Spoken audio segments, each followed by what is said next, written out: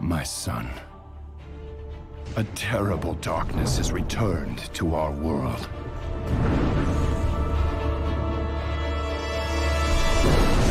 As before, it seeks to annihilate everything that we hold dear.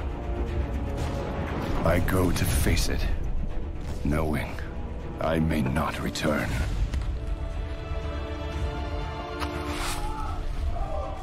They're coming! They're coming back!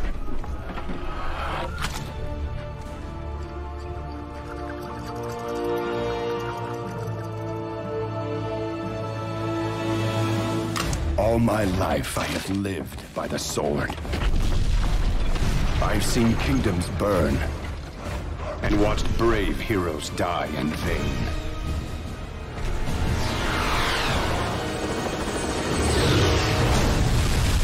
It's been difficult for me to trust after losing so much.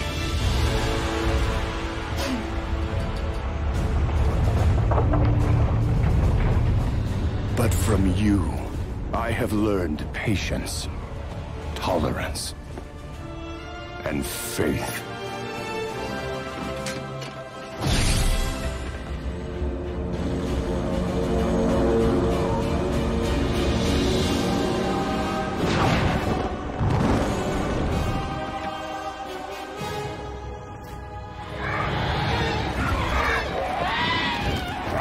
Open fire!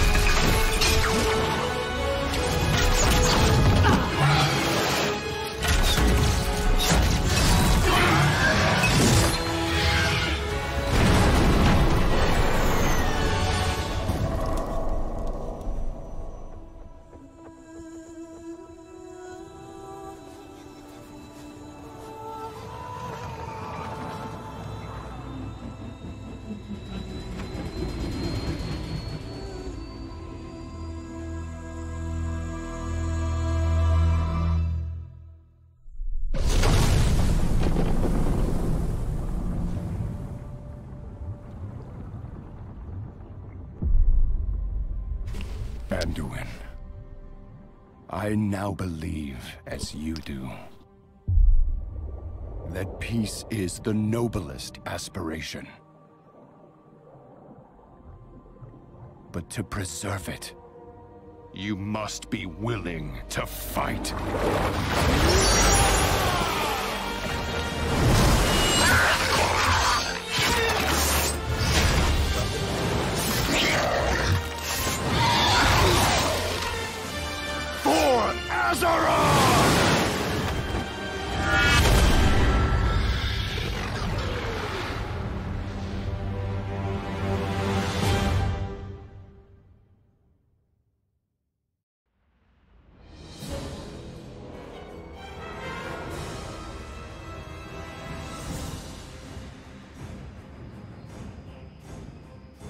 Hello everyone. Well,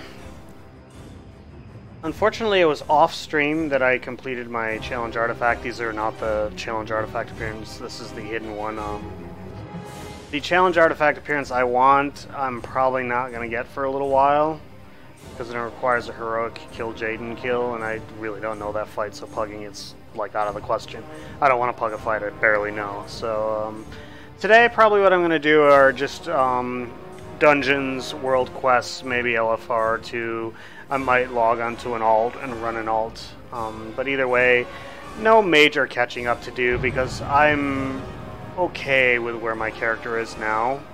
The rest is just miscellaneous stuff. Like, the most important thing I wanted to do was the hidden artifact challenge, which I finished a couple hours ago. As you can see right there is the achievement. I mean, I have 2 more to do. I may or may not do them. I don't know. So we'll figure that out. But, see what our mission... We have that Legion Fall mission to do. That's the one I think. There's 2 hours left of that one. What does that shitty cook have? The shitty cook has one recipe for me. Nomi was like, the cooking experience this expansion was terrible. It's awful. I still don't have all the recipes. It's the worst experience. I don't know whoever did cooking in Legion. Needs to be fired and blacklisted from gaming. I firmly believe that.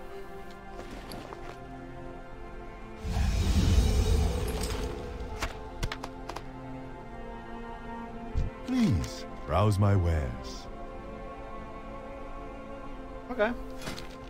We'll do wildfowl eggs and Jade serpent. clean shanks until we learn everything. What do we have? We have one more prepared ingredient. Won't be shy. Good to meet you.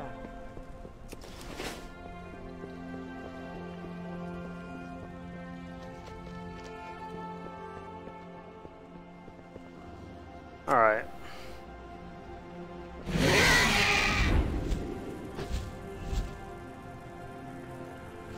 Let's go deposit some stuff in the bank, clear some bags a little bit. Need help? And I was wrong about my best stats. My best stat is apparently crit. I looked into it right now. I simmed my character and found out that crit is my best stat, and I thought it was my worst stat, so we got problems there. Not a big deal, though. Be careful. Let's go see what we have in the World Quest front. What do we have in Broken Shore?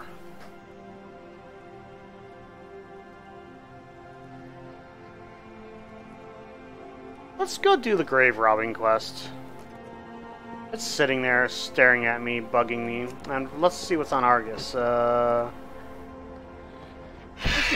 that's Argusian Reach. I'm more concerned about Army of the Light. There we go. Oh, wait. I know what I was going to do. Sorry, we're going to do the High Mountain Legion Assault. So that's the next thing we're going to do. Let's go back and get that Light Forged Elixir and use that on that because it'll make things a little easier. What can I do for you? That is right here. Be careful. And let's rearrange our bags here.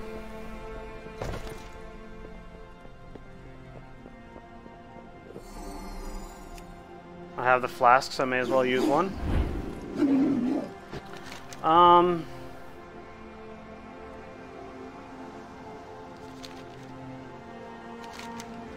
So let's go up to High Mountain. There's an achievement to do the Legion Assault in each of the 4 zones. I have Azuna, and I want to say Stormheim, but I'm not sure, but I can look it up. I know I don't have High Mountain because I looked that up earlier today. So I need High Mountain and Stormheim. So I have Azuna and Velshara. So let's go to High Mountain and do that one, and then when we get one for Stormheim, we'll do that one.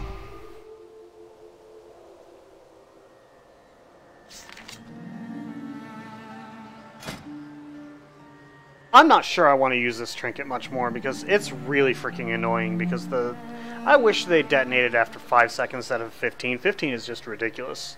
And for sustained DPS, it doesn't matter if it's 5 or 15. You know, it's all based on how frequently you drop them rather than, you know, how long they set off. Either that or just set this cooldown to 15 seconds because 30 is just too much.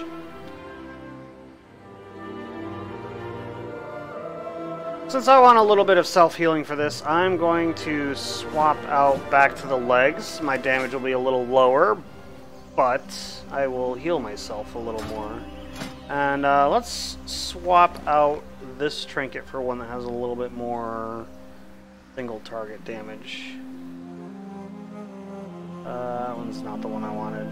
I really need to sort my bags out a little bit because they're not arranged based on slot, which I really want to do. Let's sort our bags here. Alright. That was the trinket I wanted to replace. So let's sort it out. These are all the old school stuff. This is cosmetic. These are my other artifacts. Let's go legendaries next. So we have the 2 legendaries there. This swap those two. That... let me send that to my bank alt. Because that's, like... Wait a minute. What does it look like if I haven't collected... Oh, that's different than that. You know what we're gonna do? We're going to equip it, to collect it, and then we're gonna sell it for the 3 copper. Because, I thought I had already learned that. Because it's one of the things you can get with the, Marin's tickets. So, next slot... That one's not terrible. Let's see, we're gonna go down the list of slots, so we have no head, neck. Do we have a neck?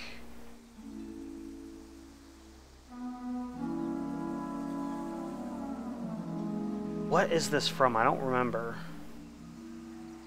Set it aside. Let's go back to Dalaran, actually. So we can clear our bags a little more. So, head, neck, shoulders, cloak, bracers, gloves, waist, belt, feet,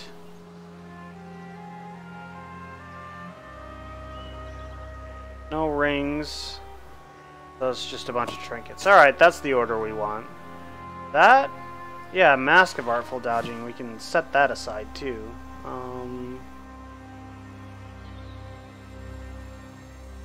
Argent Crusaders, that is a really cool tabard.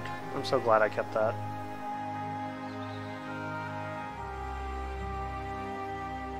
It's so useful. From Wrath of the Lich King, I think. No, I was thinking of the one that I got that's not obtainable anymore, the Tabard of the Argent Dawn. 10,000 years beneath a false sky, and we That's a emerge really cool to see the looking city. real one choked with vermin. Use the cannons in Fell Soul Hold and blast those vile fellbats.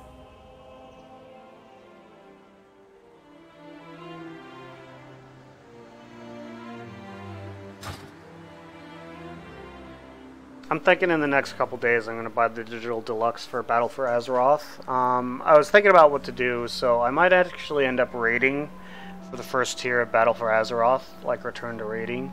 And if I don't like it, I'll go back to not raiding again. At least give it a shot. And but the thing is, I'm going to try and minimize the impact of the aspects of the game that I don't like the I hate farming for gold to buy consumables, especially when they're really expensive at the beginning of an expansion. So I'm definitely going to avoid that. And the way that I came up with to avoid that is to Light bless you. to take a character that has because it's mostly about the consumables like flasks and potions. So I'm going to take someone who's an alchemist. And, like, I have my monk. Like, it has to be a class that's that I prefer playing. I prefer melee DPS and tanks over healers and ranged DPS, but, like, my general preference, in order of preference, would be, Good luck. I prefer melee DPS first, tanks second, healing third, and, like, ranged DPS fourth, with the exception I put hunters where I do tanks. Casters I don't really care for playing that much, so you won't see me playing a mage much. I did not like playing a mage. I did however enjoy a warlock. So warlock is a class that I like playing. I like playing hunters. I like playing warriors. I like playing death knights, rogues. Paladins are okay. Mages don't care for. Priests, only discipline is the only spec I've ever had fun playing a priest with. Demon Hunters I really don't know that much. Monk I played mostly Brewmaster. If a class has a tank spec, I prefer to level as a tank just because I find it more efficient to just round everything up and AoE it all down, which is more dangerous as a damage dealer because you take a lot more damage. Tanks have more tools in their toolbox to be able to do all that AoE. They don't do a lot of damage, so it takes a while to kill things, so it's actually far more efficient for a tank to AoE and things down. The reason why my priest is Discipline is because Discipline does more damage than Holy. It's a more effective leveling spec than Holy, and I remember when I was leveling my priest in Mists of Pandaria, I remember like doing dungeons, and somewhere around 60s or whatever, Discipline became so OP that I would actually top both the healing and damage meter of dungeon bosses. It was kind of ridiculous. I would just be DPSing the boss and healing from the damage that I was dealing. It was so amazing. The demons throughout our lands. To turn the tide, champion, you must strike at the heart of their forces. Alright, so let's use one of those light blood elixirs.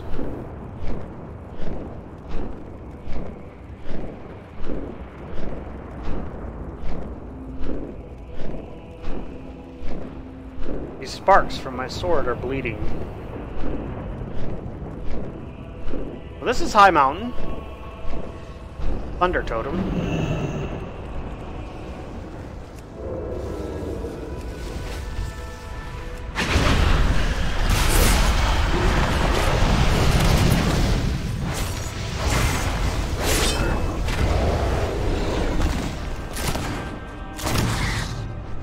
So kind of something that was kind of interesting when I did my my challenge map for Outlaw Rogue. If you want to see what the fight's like, just look up the Imp Mother, because multiple specs have it.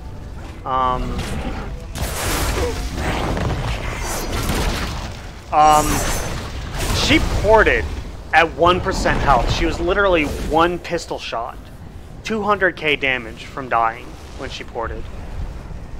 I don't think I ever told that any of my my guildies. In a second, I'm gonna put that in guild chat.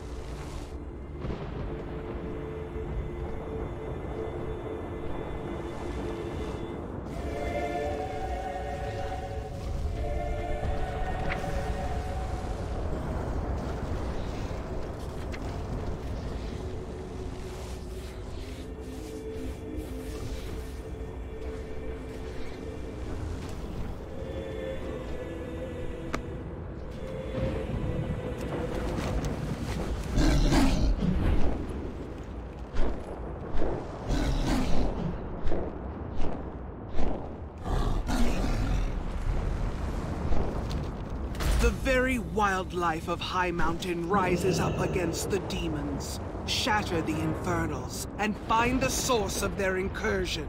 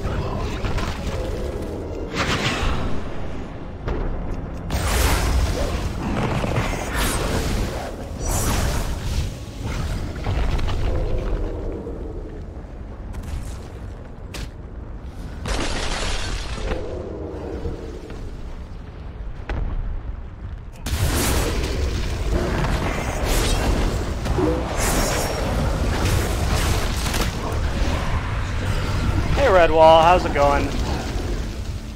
I finished my my challenge.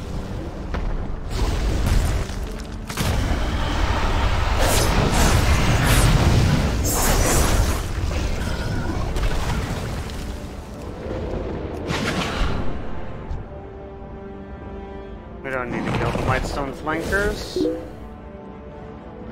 Yeah, it's just kind of amusing because I had to do the Imp Mother Agatha, and She, after 50%, she'll teleport back and forth across the area she was in.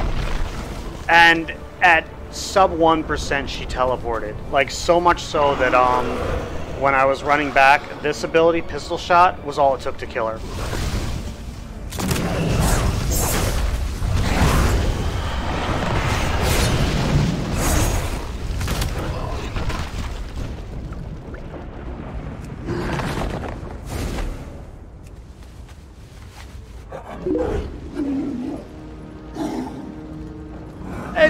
Yeah, it was a little bit annoying because the fight gets hectic after a while, so...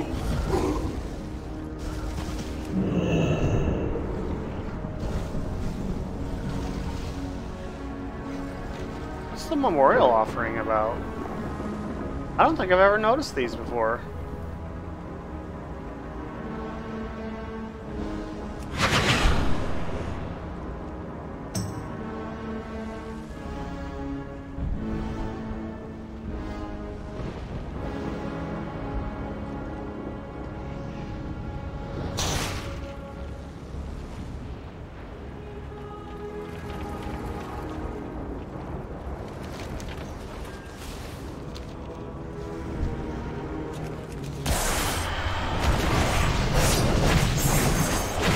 In for the kill. The Legion underestimates nature's persistence and determination. And yours, I think.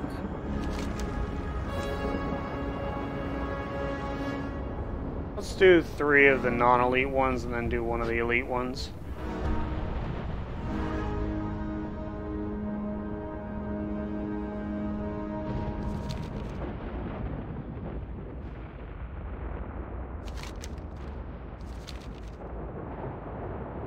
Our riders wage war against the Legion in the skies. Give aid to those who have fallen. We must hold this point.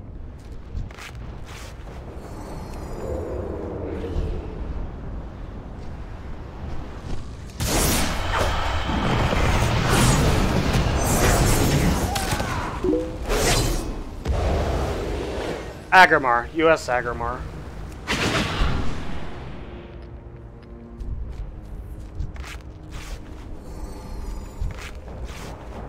Port side, obviously.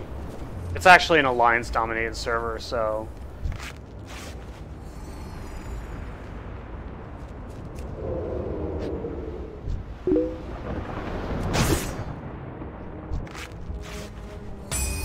Our riders will take it from here.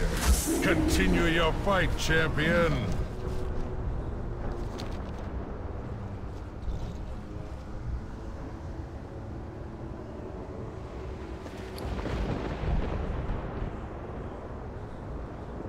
Oh wow, we got a nice little green there.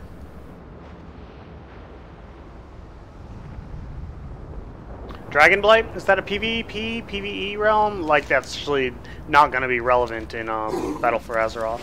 They're getting rid of the PvP, PvE distinction. The Legion is corrupting the wolves of the Howling Hills to attack Skyborn. All of the, if you set yourself flagged, then what happens is you just go to the same instance as all the other PvP flagged players. Well, I mean, are you forced to go flagged for PvP, like when you go to contested zones? Because that's really the differentiator.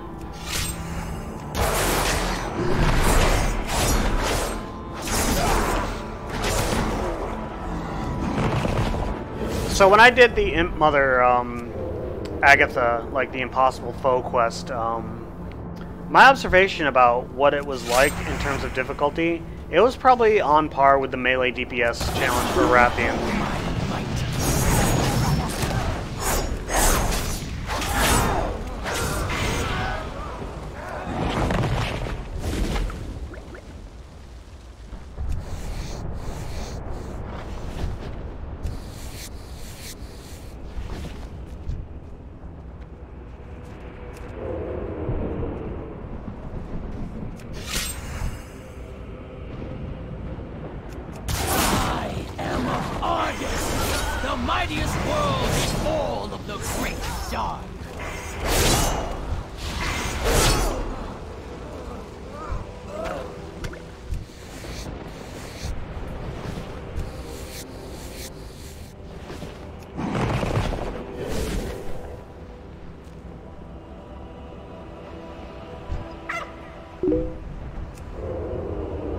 My current item level, like depending on the gear set that I use, is 540, 542 somewhere, or sorry, 940, 942.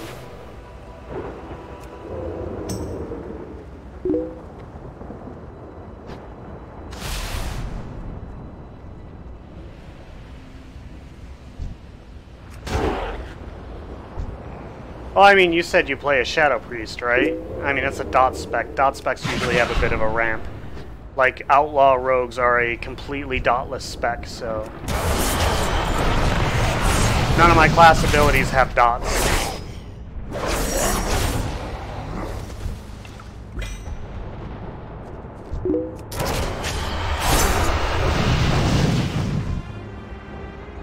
Oh, you play Demon Hunter? I don't know what Demon Hunter damage is like. I haven't really played mine that much. My Demon Hunter is still level 100, actually. Oh, poor pups. At least you saved them from becoming slaves of the Legion. Thank you, champion.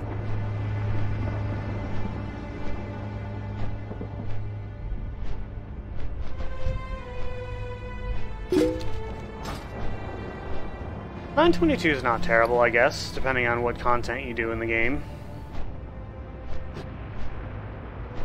I mean, when I resubscribed on Tuesday, I was at $8.95, so... I gained a lot of item level points because on Tuesday when I resubscribed, my guild carried me to an ahead of the curve. So I got a heroic Argus kill.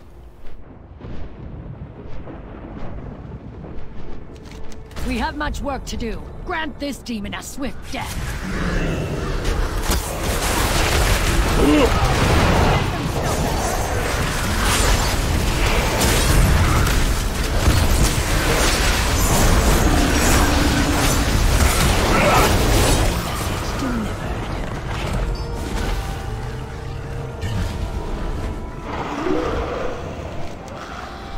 Well fought. Our forces are gaining Well, I mean,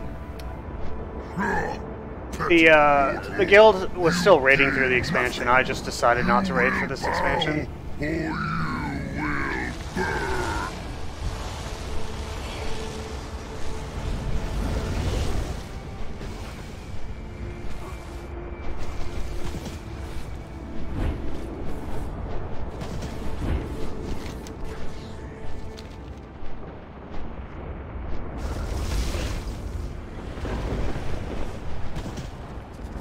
The skies call to me.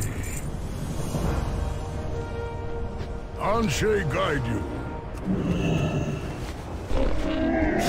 I have many, many wares. One of the most useful mounts ever is the any mount where you can like use as a vendor to sell things.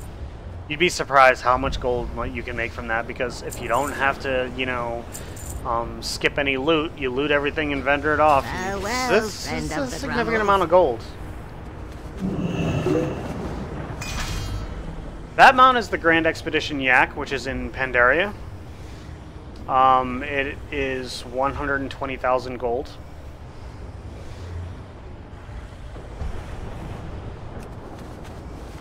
I have many lucky doos.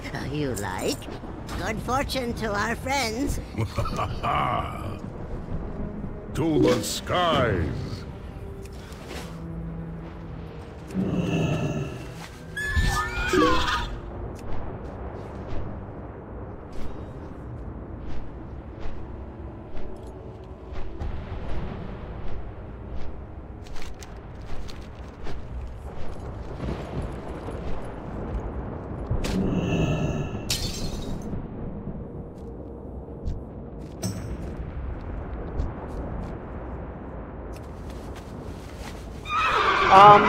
My gold worth right now, I don't know exactly what it is. It's somewhere between 750 and 800,000. I mean, I don't keep a lot of gold on this character. Like, I keep most of it on the bank golds.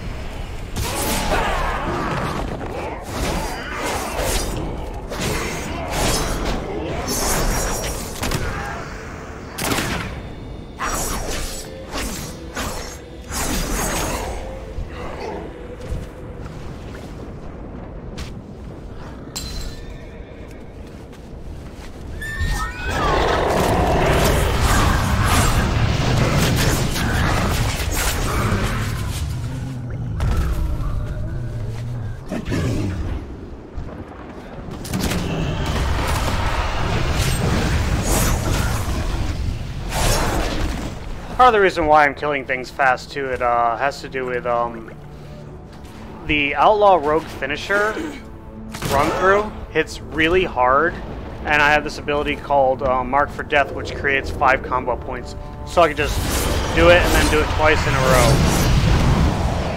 I've seen it crit for over 3 million. Lasson's riders have taken to the air.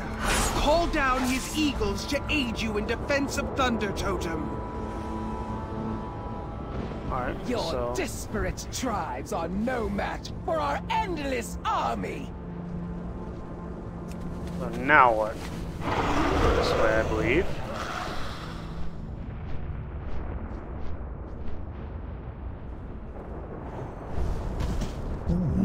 Have you come to trade? The river provides.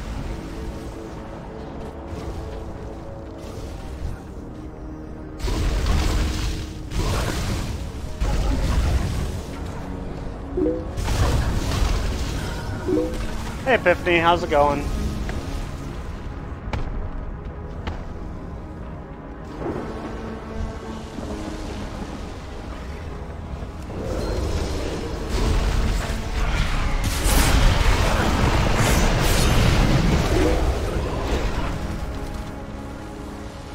It is a day for flying. See, the thing about this spec though is this is a very RNG based spec. It has to do with this ability right here, Roll the Bones. Finishing move that rolls the dice of fate, providing a random combat enhancement, lasts longer per combo point. You can get 1, 2, or up to 5 different buffs, and some of the buffs are meh, and some of them are really powerful. Like right now I got 2 buffs. I got Jolly Roger and Shark Infested Waters. Shark Infested Waters is 25% crit, and Jolly Roger allows the Saber Slash proc to happen a little bit more often. Jolly Roger is okay. It's not the worst of them all, but I would argue it's the second worst. Grand Melee, I think, is the worst one. It just gives attack speed. It's not terrible. I mean, it's still better than nothing, but... So that's the Grand Melee right there. It gives attack speed and leech.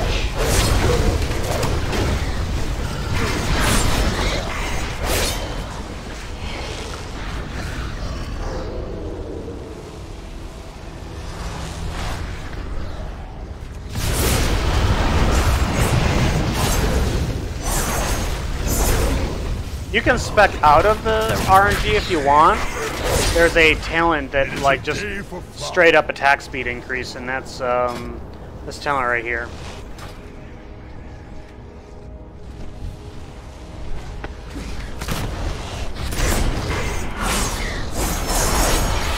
The pendulum swings in our favor. Make for the cliffs and dispose of that demon. I will meet you there once we've secured the skies. So at any rate, Epiphany, I got my challenge appearance. It was challenging, to say the least. It was one of the hardest things I've done in the game. It took me 9-10 tries to get it.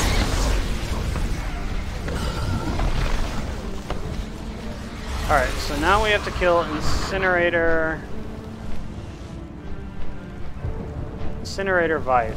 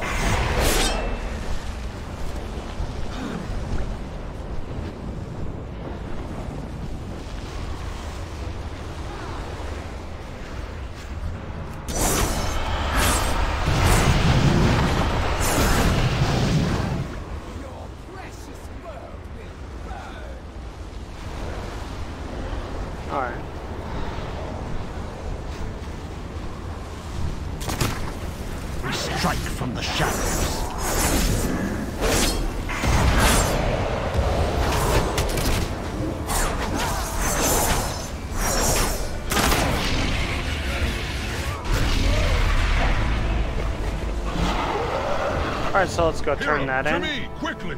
We end this now. Where are you? Oh, there you are. What wind did you ride it on? Beat Bell Commander Eric's Toll in High Mountain. Remember, most enemies forget. Scenario. So look up.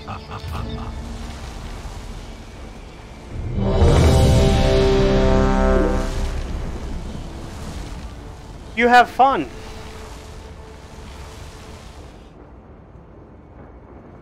And thanks for stopping by. Alright, scenario time.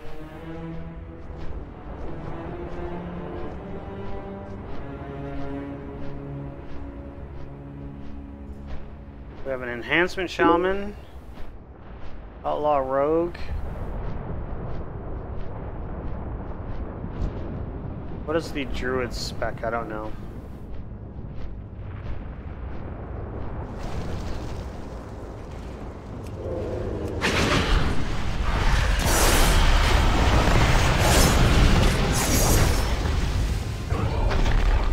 High Mountain stands.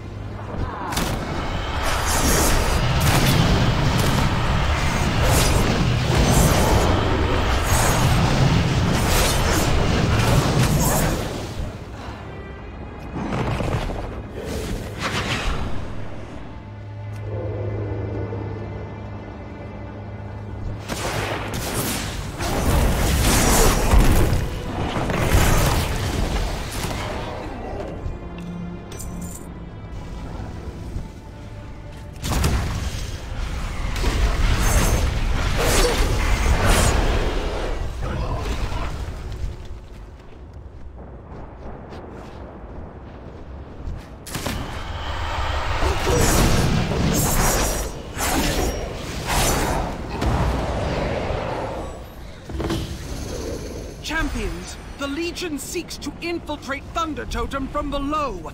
Help push them back.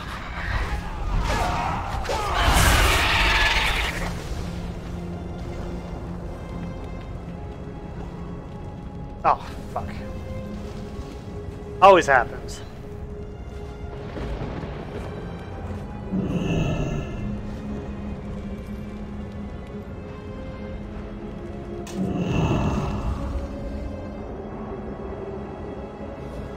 One of Navarog's geomancers is sealing the tunnels to stem the flow of Legion enemies.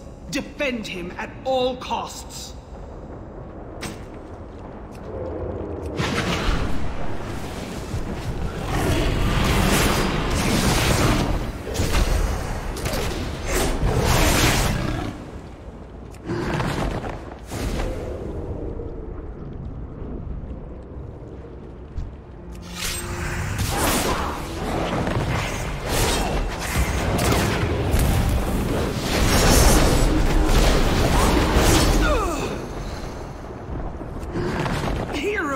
Deal with this fiend! Good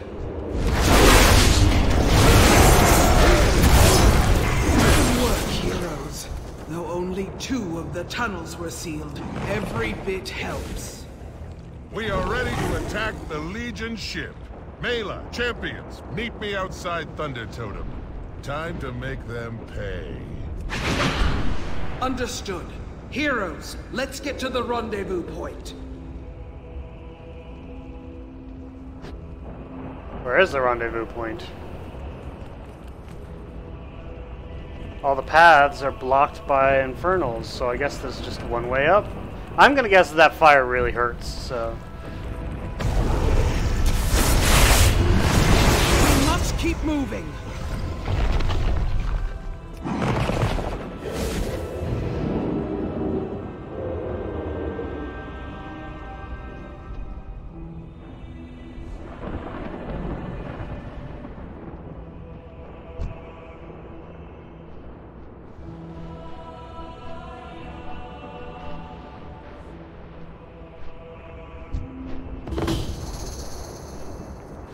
Once aboard, rescue all the captives you can. When my people are safe, set these explosives and get off the ship. Fast. These War Eagles will carry us to our destination. Ready to go? Then climb aboard.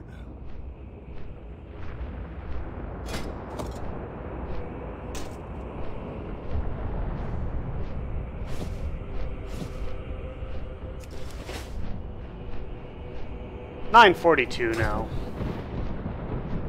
Higher damage gear. Less survivability though. I have far less self-healing now. But with 3 people, I mean I could always clear my aggro, so...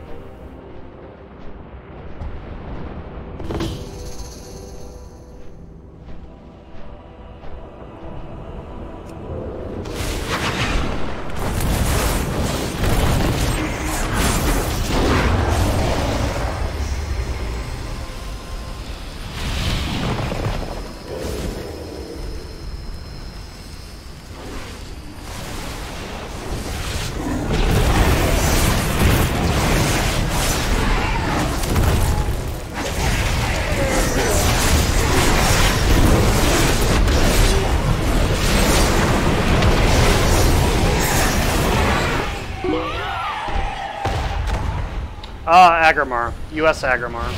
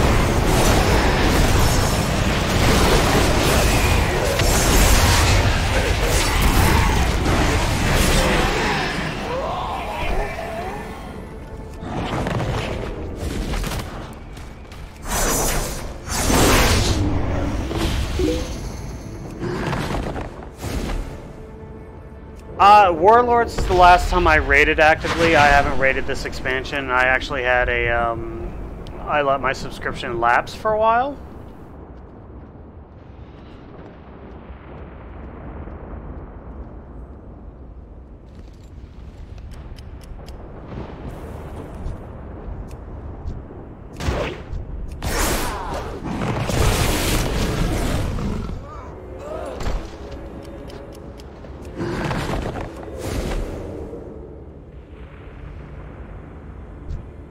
Oh, fuck it.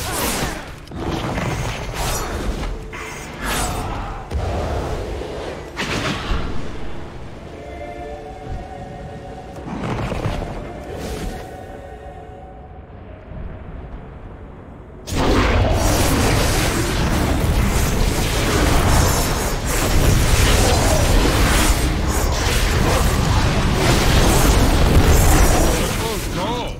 Thank you for the help. What a battle! Any moment now, this ship will explode into tiny pieces. No matter. One of our eagles will see you to safety. Oh, an axe, huh?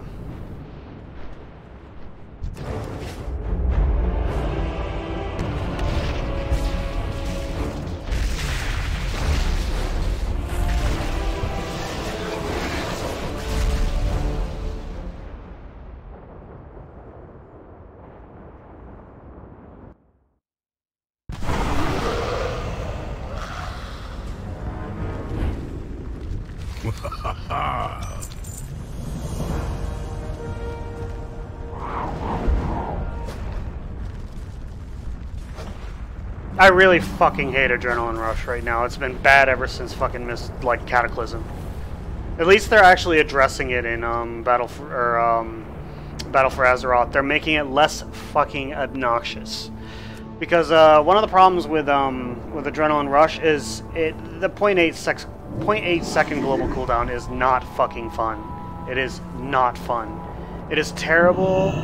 Why they made the energy regeneration plus 100% when energy regeneration scales with haste, why they ever decided to do that, I don't know. But it was a really bad idea, and I'm glad that it's not straight like energy regeneration. It's like it's reduced amount with a longer duration, which it should have been done 3 expansions ago.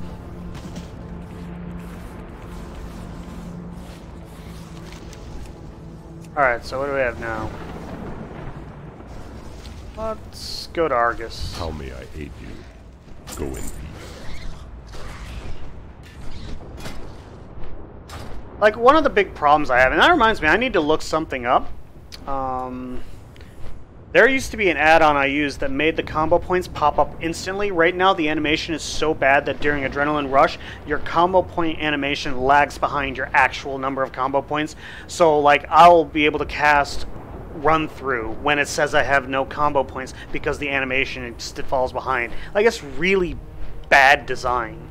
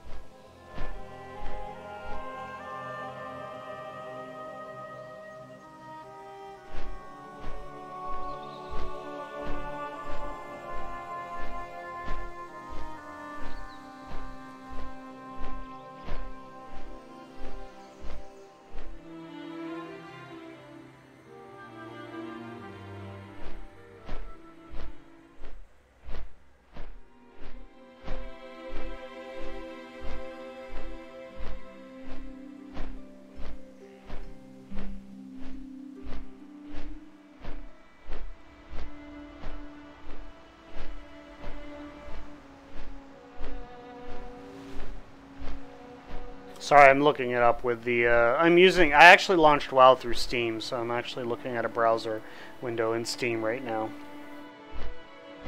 That's why it's a regular cursor if you're looking at the cursor. The overlay is not shown on the stream.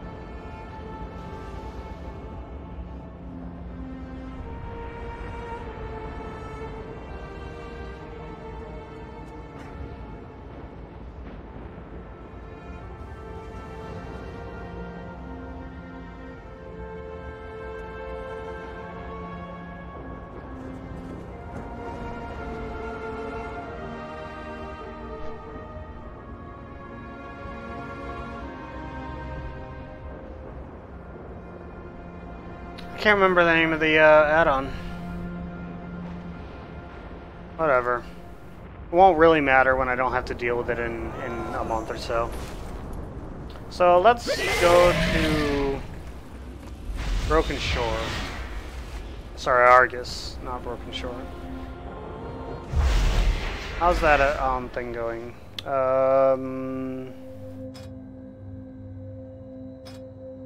hour and 14 minutes.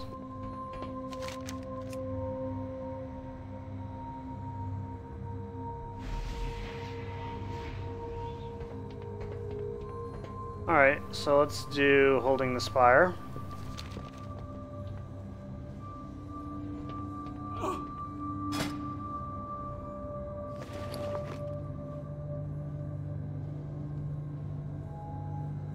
Why do I still have that in my bag? Let's get rid of that.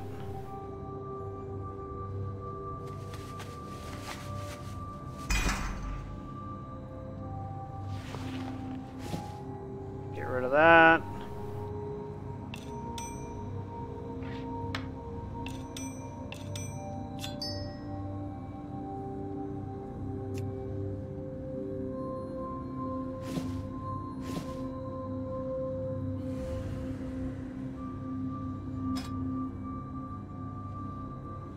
And what else was I gonna do?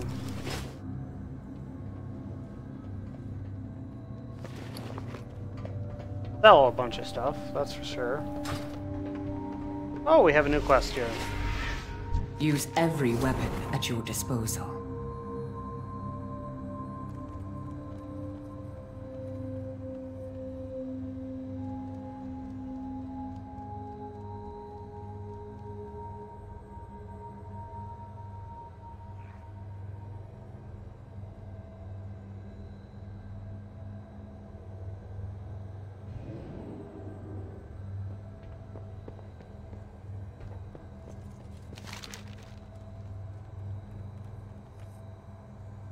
Oh, cool.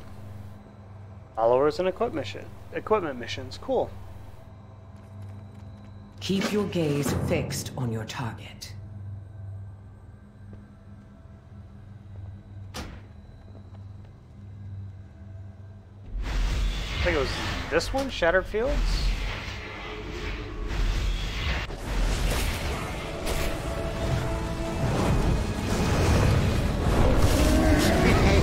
Many deals for a friend of the Grummles. Oh wait, no, I don't want to sell that.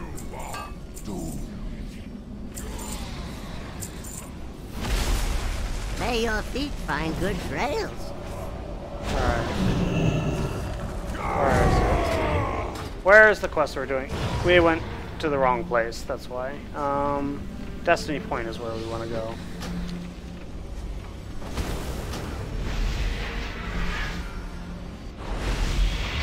Legion portals have opened near Nathrax's spire to reclaim it. Use one of our warframes to see that their effort fails.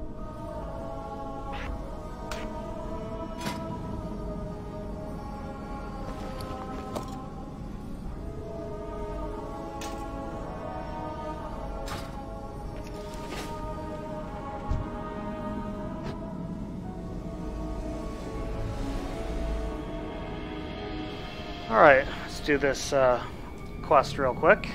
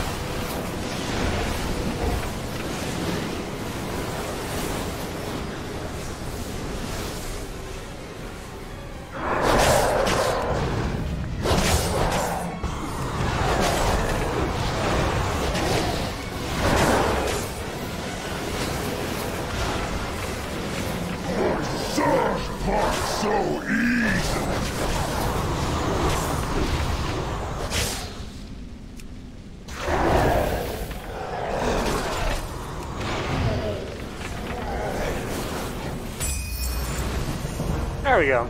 Such power! These fiends must learn that we will not be defeated so easily. 2.2 billion? Don't need any. I have many lucky doos you like.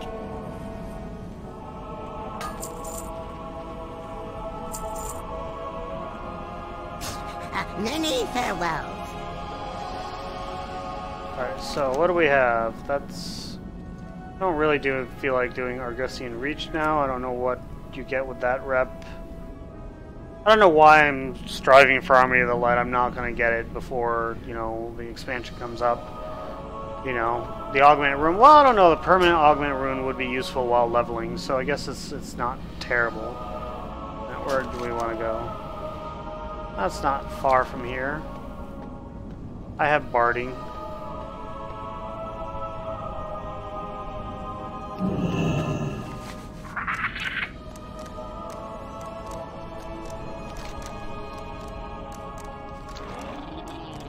Oh, that thing's scary. Have to go up that way, though.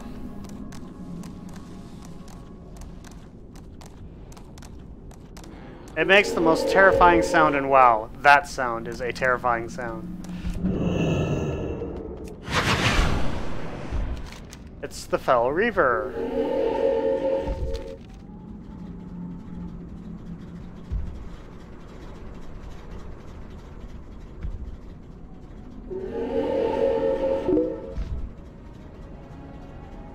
Hey, Toxic, how's it going?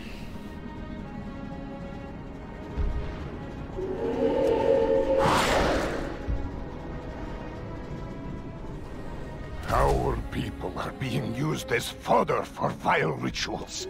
Destroy these monstrous creations and help us honor the remains of our dead.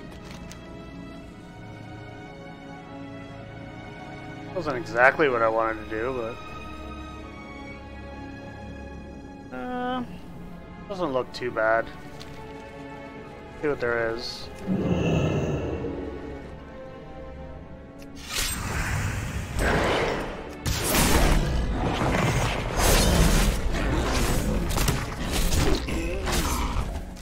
We can always skin, so it's worthwhile.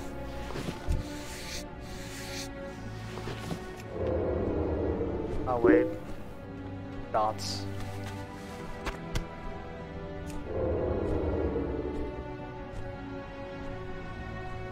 Oh, do you mean the sound? It's a Fell Reaver from Hellfire Peninsula and the Burning Crusade. It's a level 70 elite creature that patrols around the zone, which is a level 58 plus zone.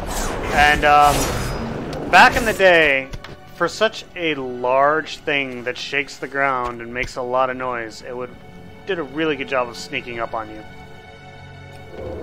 It's killed many an unsuspecting player, and yeah, it's a terrifying sound. I like to hear that sound, and that thing, that big gigantic thing that was going by, is based on it. It's the exact same sound.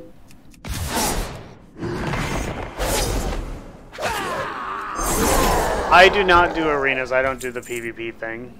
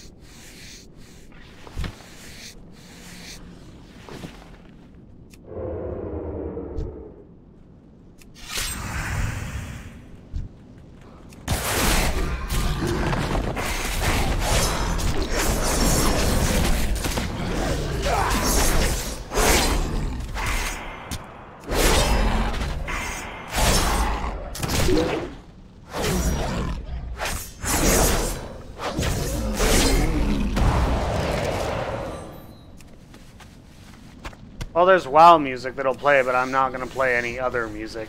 I'd rather not get a copyright strike.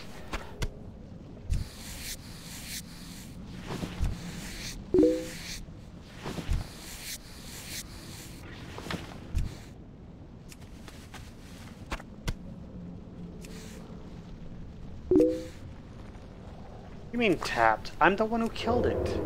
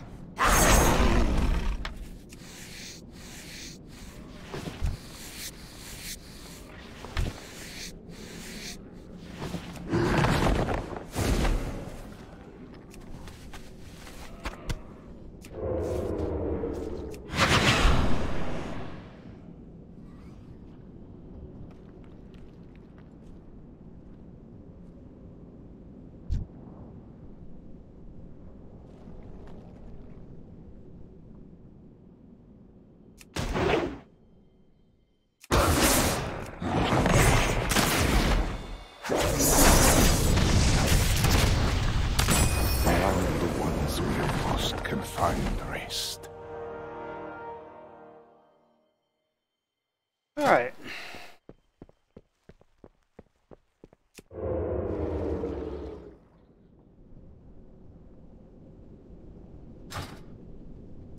So we have to go up and get the one thing now.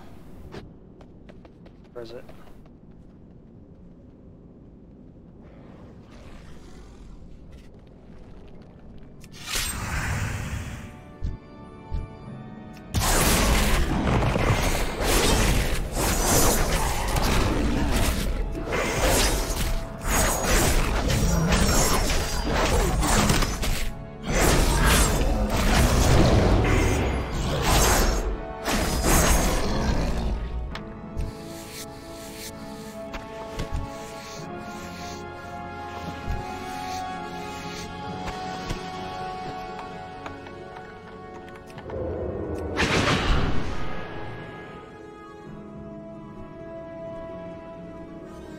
Alright, so we have to go up there. What do you mean a streamer of where? Like, where am I from? I'm from upstate New York, the United States.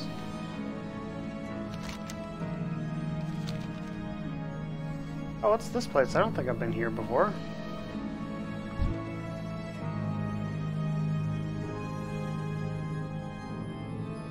What's this?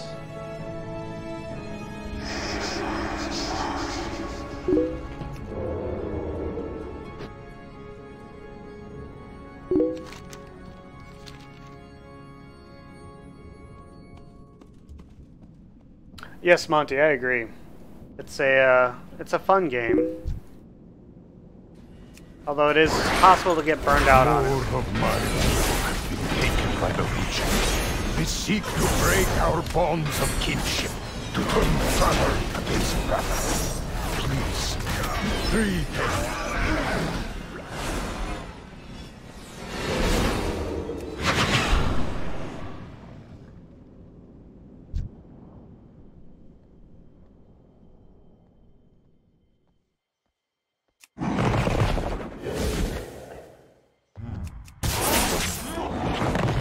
I always do that.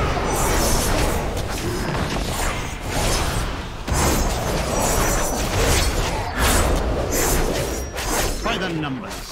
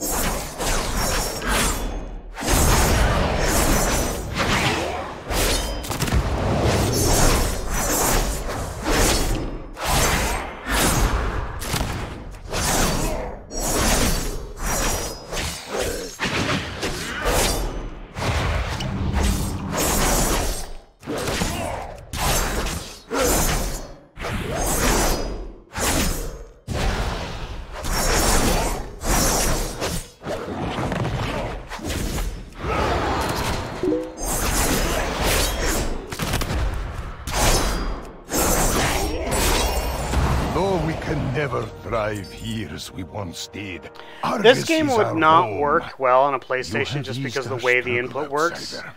Because of all the least key bindings for you need today. for the buttons on the spell bar or whatever. It's one of the reasons why Elder Scrolls Online uses like a slotting abilities to an action bar and only doing those abilities at once, because it's conducive to the limitations, you know, the limited number of buttons on a controller. This game would not work well on a console at all. I've played it on a controller just because of using a Steam controller to set it up, but it generally isn't going to work otherwise. The Steam controller is unique in the way it works and how programmable it is, but outside of that, no. This game won't work on a controller. And it's one of the reasons why, like, for example, MOBAs don't work well on a console either.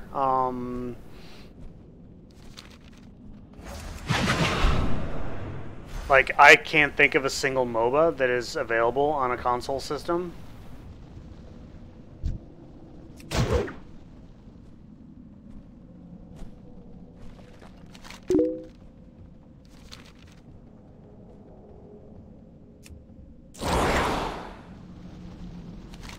Alright, where's the petrified forest?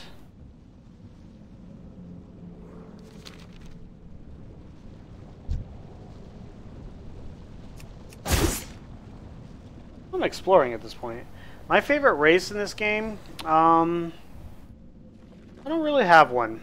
I picked a troll for this rogue because I felt like a troll was a more suitable race for a rogue. I wanted to be Horde. My preference for Horde comes from Warcraft 2, like playing like orcs in Warcraft 2. I think I liked Undead in Warcraft 3.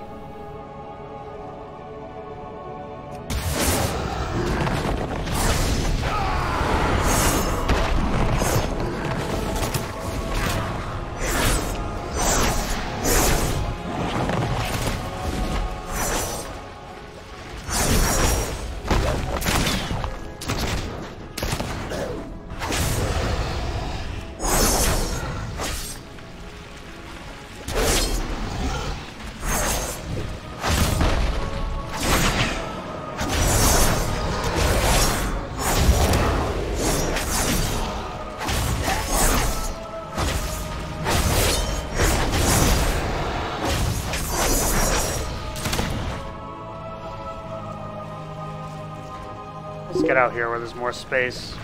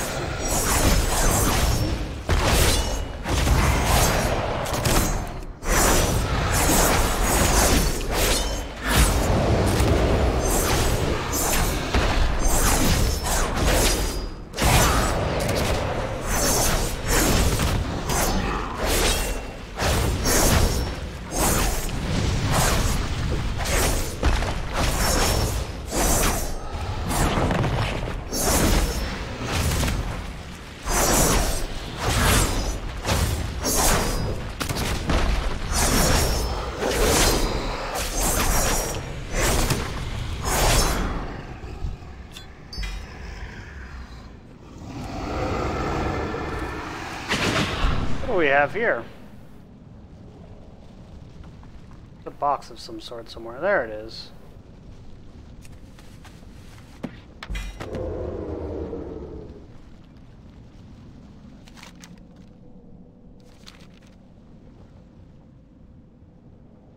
You know what? Let's see. Let's look at our map. Let's use the Flight Master's Whistle now. Oh, I can't use it here. Oh, that's right. There's an item that you need to get to be able to use it. I think it's locked behind rep.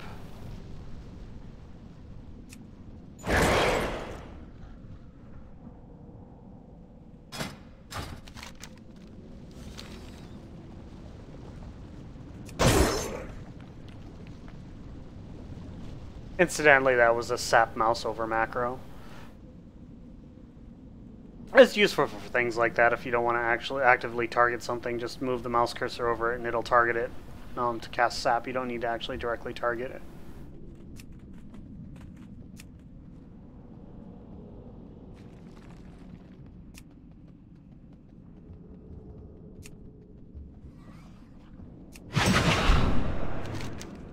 This way is the way out.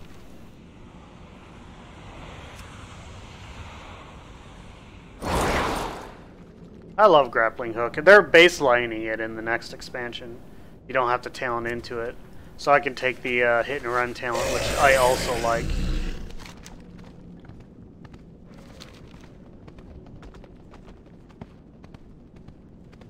Okay, good. He's going that way.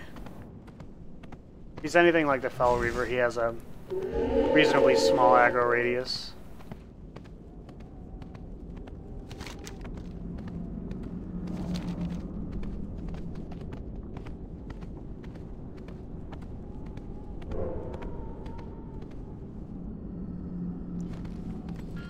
Let's see what we can. What's gated behind rep on the ship, on the Vindicar.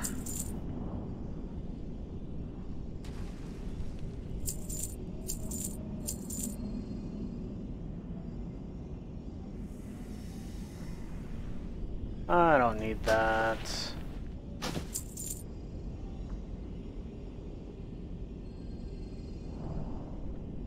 Let's wait till that's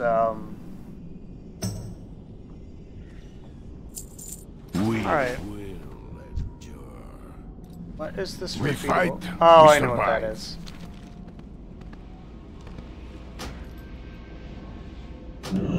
Go to the Vindicar.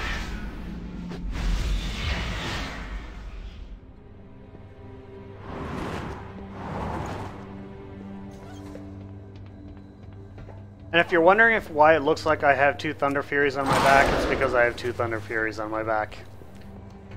The hidden rogue artifact appearance is Thunder Fury. Or the hidden outlaw, I should say. No, I wanted to be up there. I wanted to look at the quartermasters.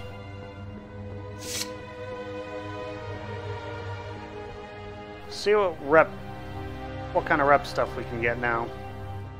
Yes, outsider.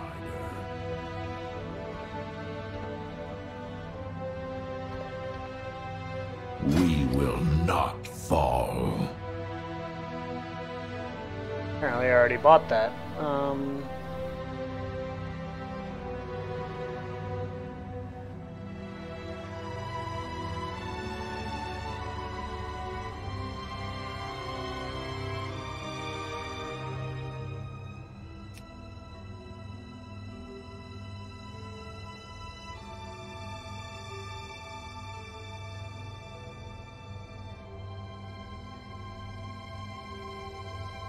The Legion. Nothing of note there.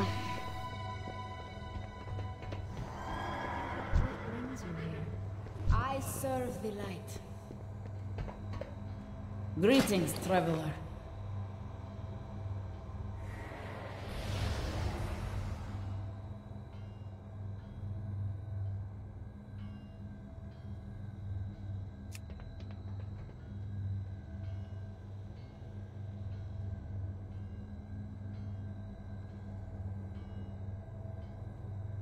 Oh, that's a reason why I might want to get revered with Army of the Light. It's the leatherworking patterns.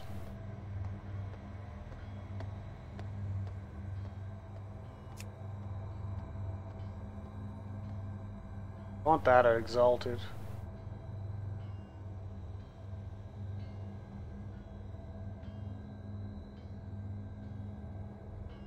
Alright, let's do some LFR or some... like, actually, there's an appearance that, that I can do for my weapon that involves heroic dungeons, so I could always do that.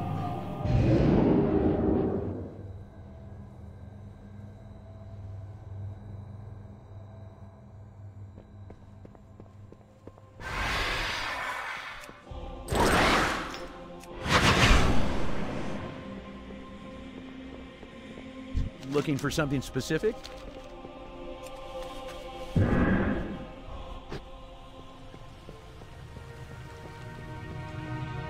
know, it's kind of interesting. Even though you saw a loading screen to go to the Rogue Class Hall, it is not instanced. It's actually part of the world. There are 2 entrances to the Hall of Shadows that do not involve a loading screen. But there are 4 entrances to the area total. The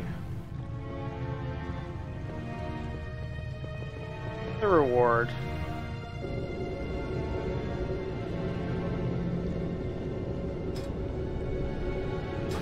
I'll show you what some of the appearances of the weapons that I have. I'll start with the off specs first. We have the assassination. I only have 1 challenge appearance, but these are the assassination daggers. This is your basic appearance that you get when you first get the weapon. Then you unlock that one, that one, that one. I haven't gotten that achievement yet, so I haven't unlocked the 4th one. This is from a quest line that I haven't done yet. That looks really cool. This is the PvP one. And this is the challenge one, which looks really cool. It actually does. I like this appearance a lot. So, let's show the subtlety one now.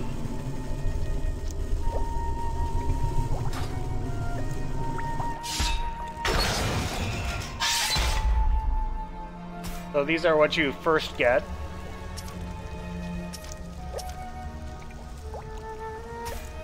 These are for completing the class hall. Looks really cool too.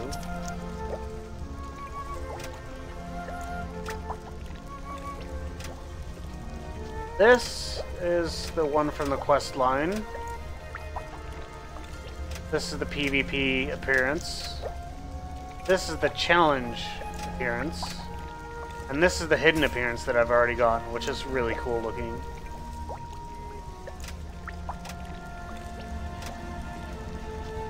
And then there's Outlaw.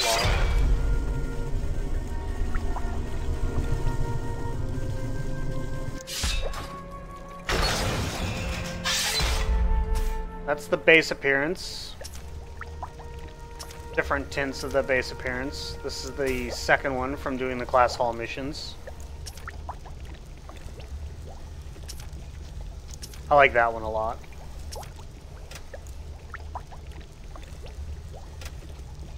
This is the quest line that I haven't done yet. I actually really like that appearance. This is the PvP one.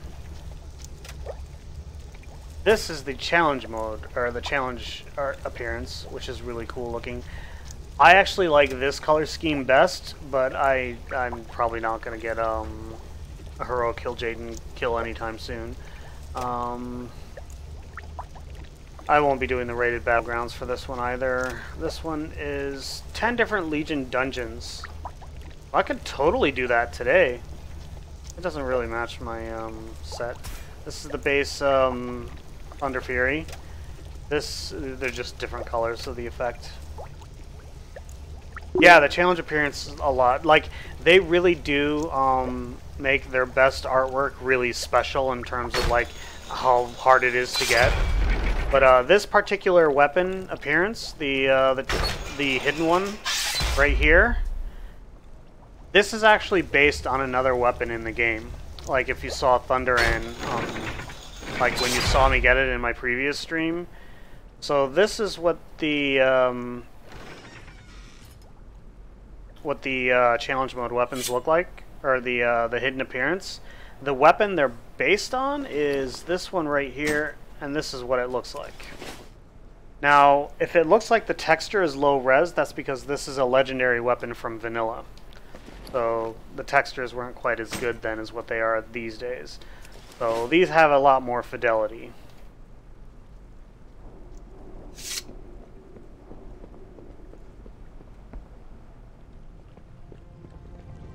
But I think I might do some dungeons now. Let's do some random dungeons. Awakening Essence is good too. I might do some Raid Finder as well. I wish there was a random Raid Finder option. I should make that suggestion. Yeah. Be careful out there. Alright, so what's the queue like? 9 minutes? It's about average. I'll show you one of the two, I'll show you one of the exits that shows you this is not an instanced area. This is actually part of the game world. Is to go down this tunnel here. This tunnel actually exits the underbelly of Dalaran, and if you've ever played Wrath of the Lich King, you'll know that the tunnel exists there as well. There's one minor difference at the end of the tunnel here is that there's actually a plank at the end. Walk the plank. But it also gives you a place to stand where you can mount up if you wish to be. You can also fall down into the water below. And then from here you can mount up.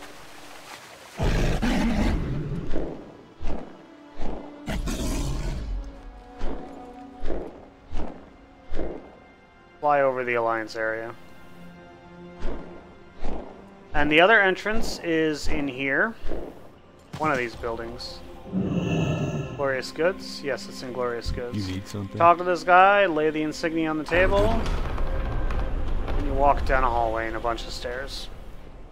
Now, the interesting thing about this way in, I was curious what would happen if you were not a rogue and you went into the Hall of Shadows as a non-rogue. So I waited for a rogue to open the door and walk down here on my Death Knight once. You get to about this room and you get stunned and ported out like you would if you went into the other factions area.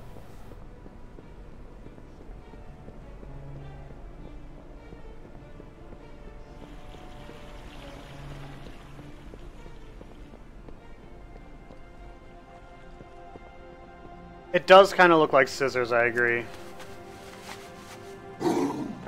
I keep forgetting there's a bank right here. I usually go to the North Bank. I forget there's a South Bank, too. You need something? Alright, let's put some reagents in the bank.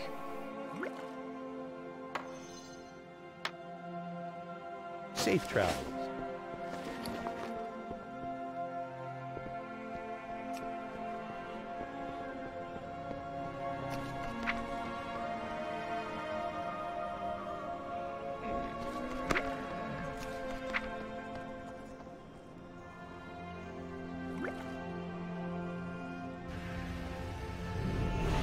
Well, that's right, that green was not a BOE, so I don't need to send it to my shaman. I have many wares.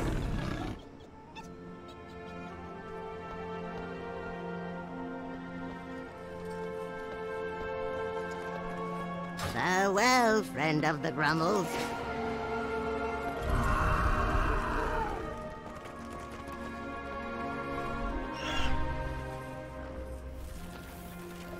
So Epiphany, if you're used to playing ESO, are you familiar seeing this many people in a town? Just to give you an idea, everyone you're seeing on the screen here is on the same realm. This area is not cross-realm, so everyone you see here is on the same server as me. It doesn't have like anything like mega servers like Elder Scrolls Online does.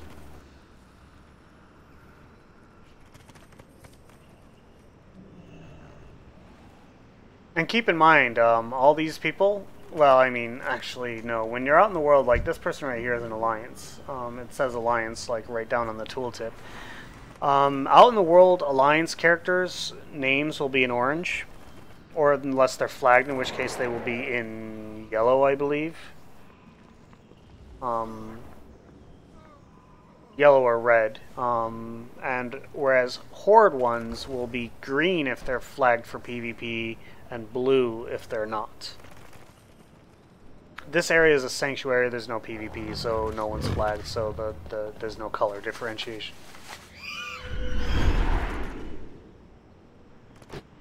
And like another difference between Elder Scrolls Online and this is when you level up you don't choose like Elder Scrolls Online, it has 3 resources. You have health, stamina, and magicka.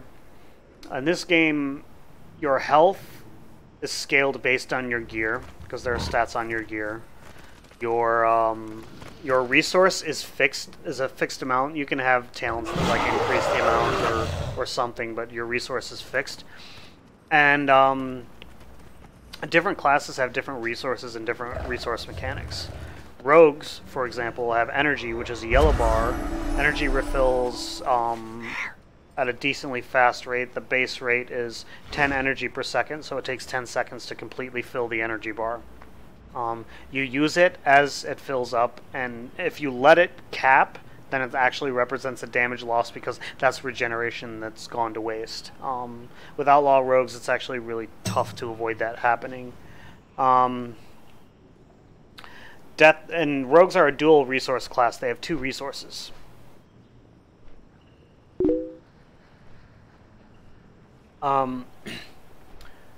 Rogues are a dual resource class. The yellow bar is one of the resources. That's the energy. That's the primary resource. The dots are combo points, which are the secondary resource.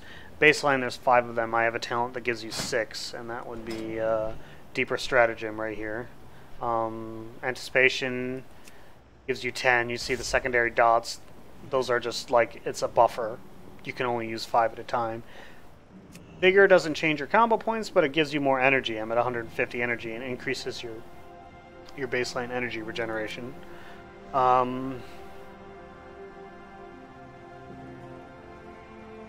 These are the talent systems. You just pick these. You pick between one of each of the 3 at each level point. So level 15 you get this, level 30 you get a second, level 45 you get a third, and so on and so forth. So in terms of dual resources, that person right there is a Death Knight. Death Knight is also a dual resource class. Most dual resource classes, you can't target them and see what their secondary resource is, only their primary. Death Knight's primary resource is called Runic Power, and its secondary resource are called runes. Now they're the opposite of rogues in the sense that rogues spend energy to generate combo points. They spend their primary to generate their secondary. Death Knights are the opposite. They spend their secondary to generate their primary. So they have runes which regenerate, and then the runes feel abilities, which fills up the Runic Power, which is the main resource because the Runic Power is used for a lot of their harder hitting abilities.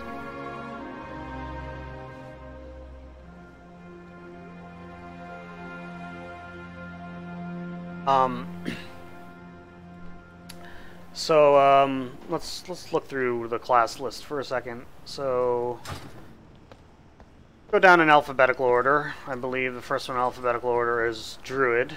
Druids, their resource depends on the specialization you choose. They have 4 specializations.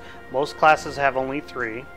There are 36 specializations in the game. There are 12 classes. 10 of them have 3 specializations, 1 has 4, and 1 has 2.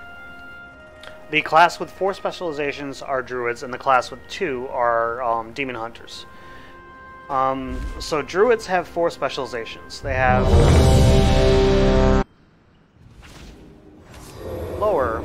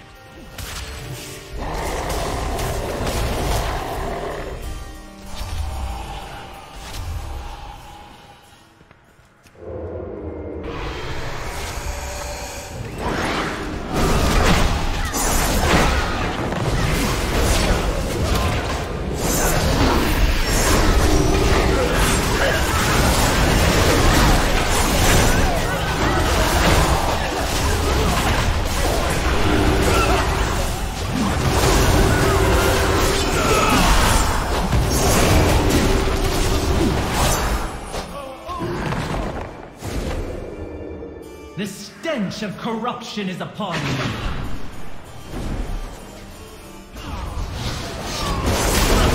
All shall be sanctified.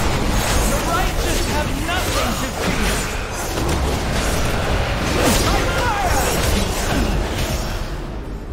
You are all as corrupt as the... We have a Fury Warrior tanking. This is what I don't like about the game now.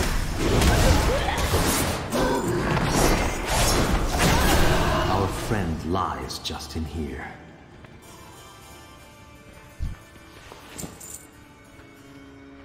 This is the reason why I'm never going to finish this quest. Like this.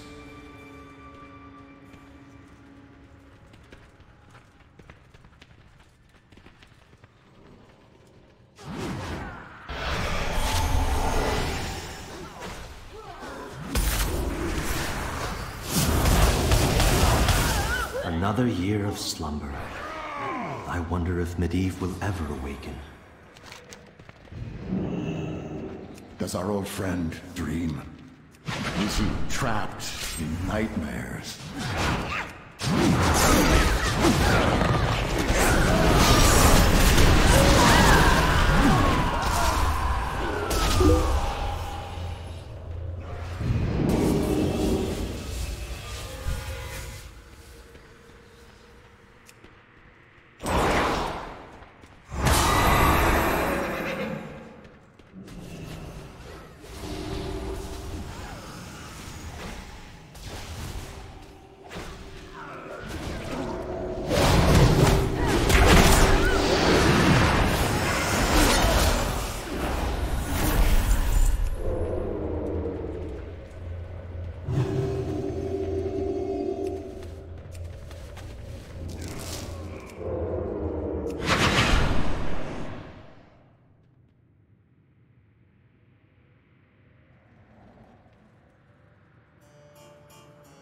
There's nothing wrong with him tanking. I just think it just makes it go too fast. Like, it's not a problem with him tanking. It's a problem with the game design because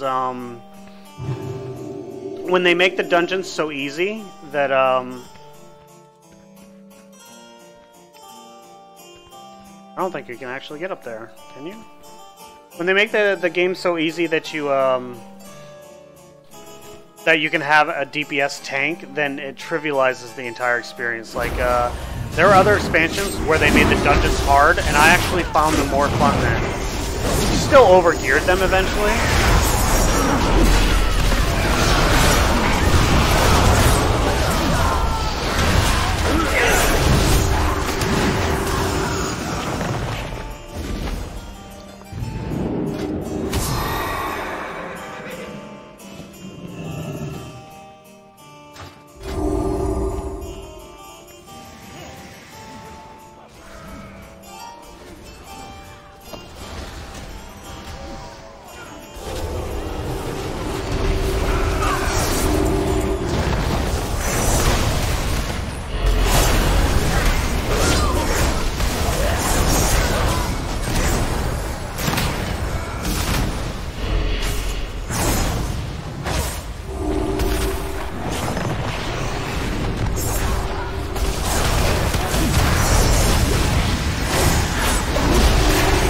I did not like that fealty ability. That sounded like a mind control.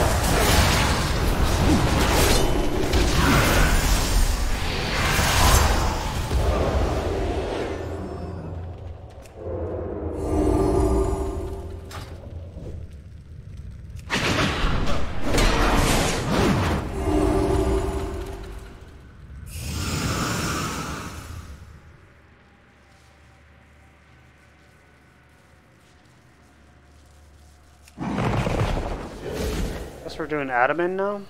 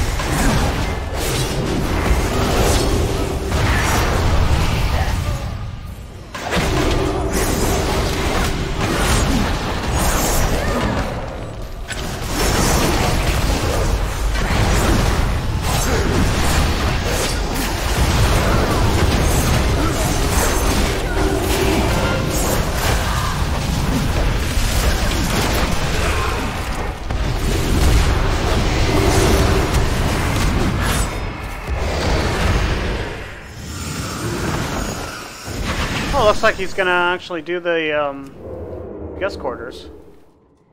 The servant quarters, rather. He already did the guest quarters.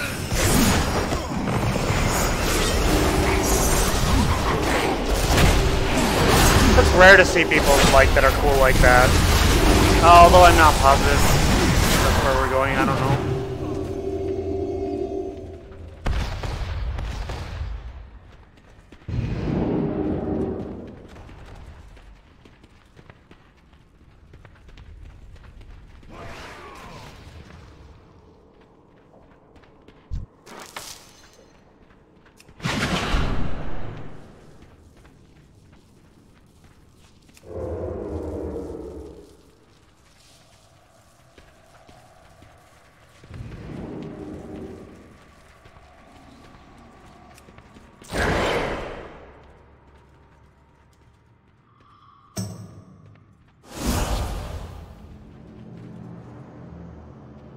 This was one of my favorite raids back in the day. This used to be a raid, by the way. The raid is still in the game. Like, it used to be that when they revamped something, like they revamped a raid to a dungeon, they got rid of the raid. This time around, they actually kept the raid while also doing the dungeons.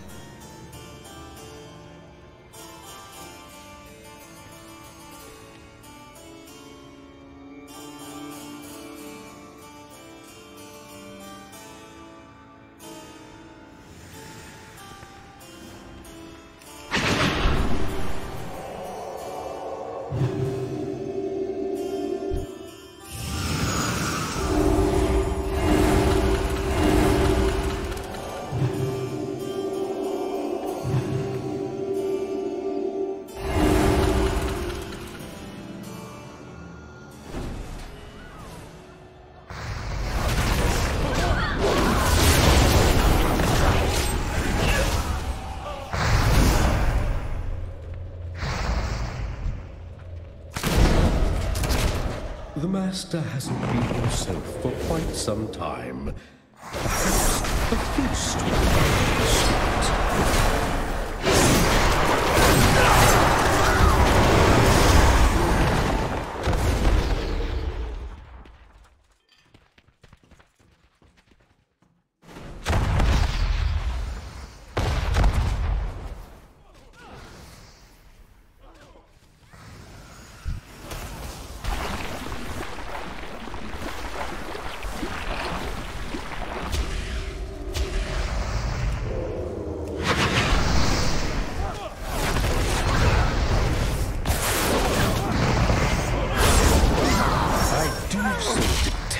Party crashers.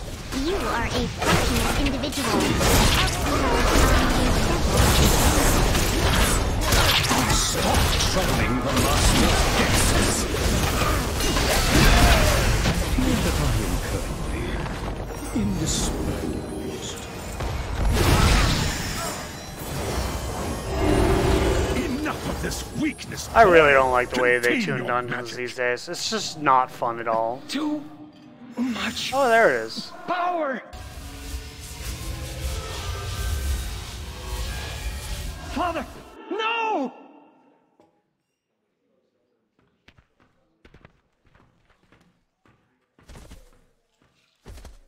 No, that's not it.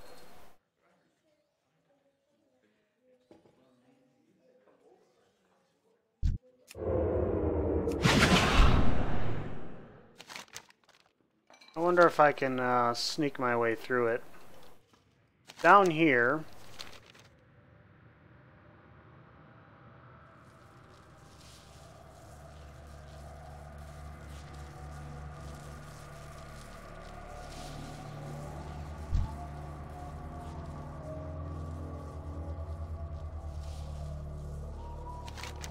I have to get all the way through, and I went through. There's some spiders that can see through stealth. But the place is not empty.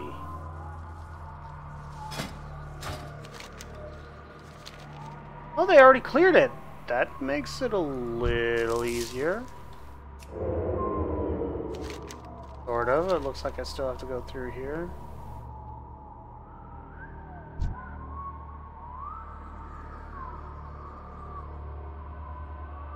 shit.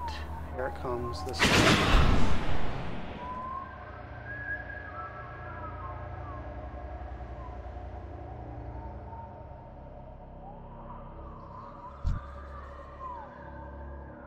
Yeah, I made a mistake by stepping on that that web.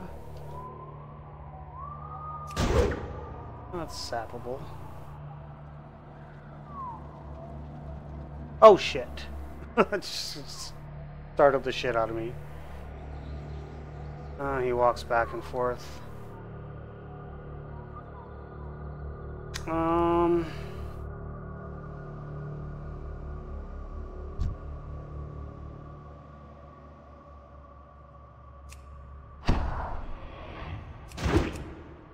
Sweet.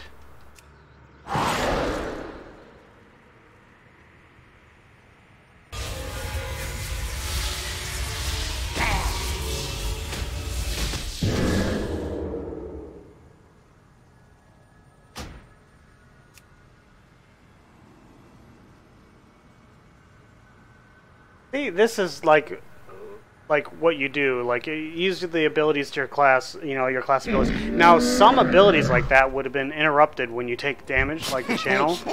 I happen to know that that particular one wasn't, because I already did one the same way. Oh, I got a coin for Marin. Good fortune to our friends. So I've done that quest, now I can turn in that quest. And what is the quest reward for that? Violent Seal of the Archmage. 850, it's really low item level, it's not an upgrade at all, but we can go down to Kara now and turn it in. We can go outside of the instance, actually. But, what was I gonna go? I was gonna go... Have a good one. Talk to Marin and see if we can get another, another item here.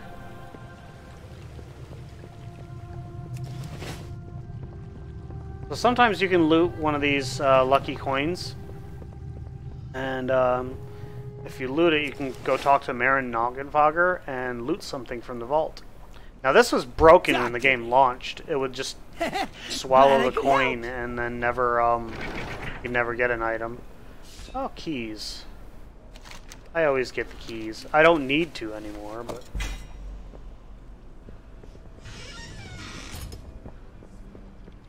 because that's a fun scenario.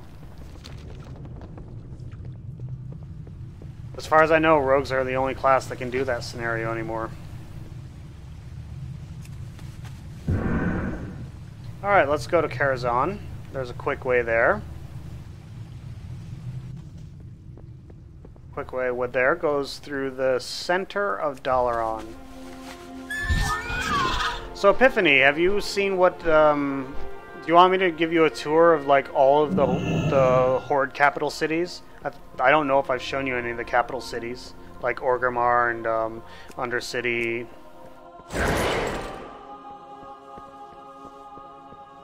So first things first, we're gonna go to Karazhan, which is... where is it? Is that one? Yeah, that's that one.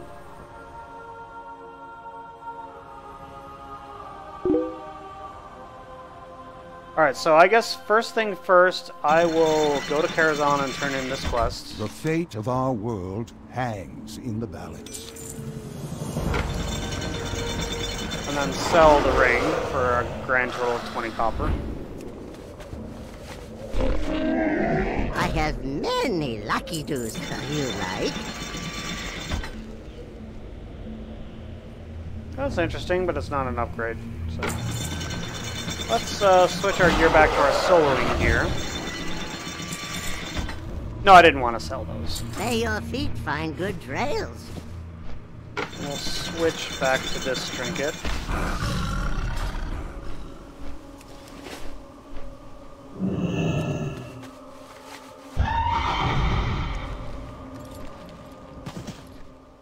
What can I do for you?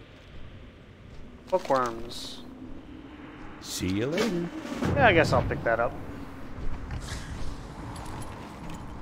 Alright, so to do our tour, first things first, I'm gonna go to Undercity because that is... actually, I could go to either Undercity or Orgrimmar. Let's go to... Hey there, chum. Undercity first, because there's a quick portal to Silver Moon from Undercity, and we can get to Undercity reasonably quickly from here. Bring me a heap of tasty, tasty fish. Now reel up and roll. Sort of, yes. There are actually a lot of currencies in this game. The basic currency is gold, which is right here, but there's actually a currencies tab on your character pane. These are all currencies. Each expansion has their own unique currencies. Like, for example, Ancient Mana is used to buy buffs and items and do a scenario in Suramar. Brawler's Gold is for the Brawler's Guild, which is inactive right now. Coins of Air are looted from pickpocketing as a rogue. It's a rogue-specific currency. The Curious Coin is just something you randomly get, so you can get weird oddities. Legion Fall War Supplies is for the Broken Shore. Lingering Soul Fragment, I'm not even sure what that's all about. Nether Shard is to buy gear on Broken Shore. Order Resources are for your class hall for doing missions and stuff like that. Seal of Broken Fate is to get an extra roll on gear in Mythic Dungeons and looking for raid, and this is my Zeppelin, so I better get on it right now. Sightless Eyes are from the PvP area and the Dalaran Underbelly. The only reason why I have 435 is I don't PvP, but there's a way to avoid PvP when you go down there. Veiled Argonite is a currency for Argus. Awakening Essence is a currency related to the Legendary system. And we're going to have to wait on a loading screen.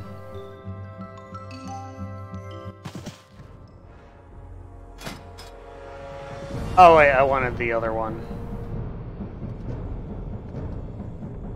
Oh, I guess it doesn't matter. We can still do this. No, let's take the Zeppelin back to ground goal. I'm gonna take this Zeppelin back. This is one of the cities. I'll give you a better tour of it later.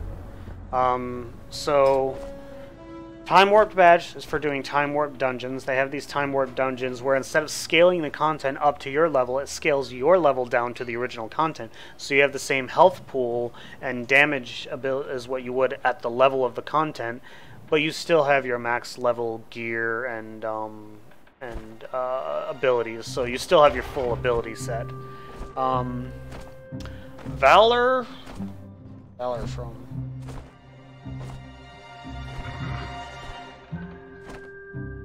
Power of items from Hellfire Citadel to non-jungle Draenor dungeons and powerful crafted items. I only vaguely remember that. Darkmoon prize tickets are for Darkmoon Fair, which happens the first week of every month. Epicurean Award was for classic cooking, all the way up to and the end of Cataclysm. Iron Paw token is for cooking stuff in Miss Pandaria. Tolbarad commendations are for the PvP stuff on Tolbarad. Pexus crystals are from Warlords of Draenor. Dingy iron cords are the pickpocketing currency then. Garrison resources are for the garrison, which is kind of like the class hall of that expansion. Oh, as it turns out, the other one's just arriving. How convenient.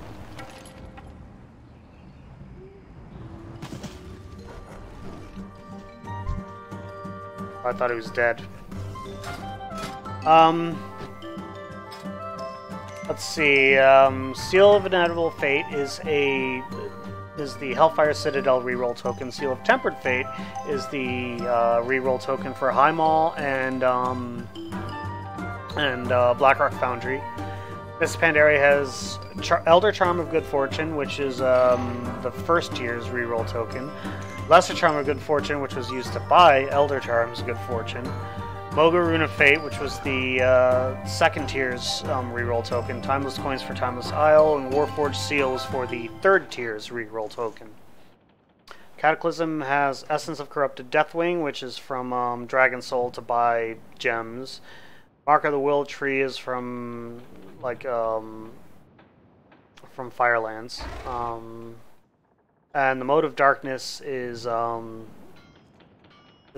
from Dragon Soul. Wrath of the Lich King has champion seals and $1 on Jewel Crafter's token. And the only reason why I have a $1 on Jewel Crafter's token, even though I'm not a Jewel Crafter, is because I used to be a Jewel Crafter.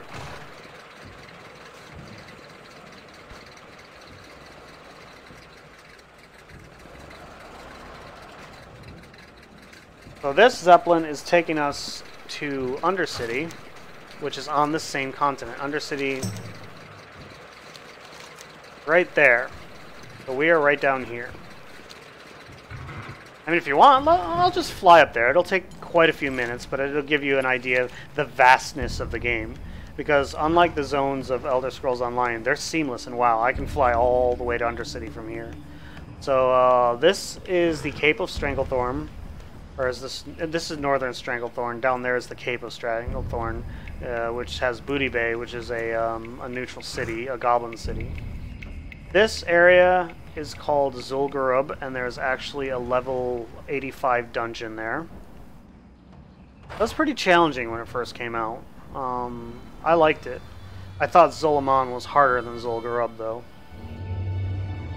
So this is actually not an area. There's only a couple really quick quests you do here that's mimicking the area of the raid. So there's actually not much going on here. You won't see much in this area. There are no NPCs or anything like that. You'll come across here, and that right there is the Tainted Forest and the Blasted Lands. And right there is the rest of the Blasted Lands. The thing about the Blasted Lands is, if you know anything about Warcraft lore, that right there is where the Dark Portal is. That is where the orcs came here from Draenor. They were summoned by Medivh, and that is the portal right there for it. This used to be the portal that takes you to Outland. Now it just takes you to Draenor. That is an Alliance Keep. That is the Horde area. That is an Altar of Storm. There are boats up there. And up here are the Swamps of Sorrow.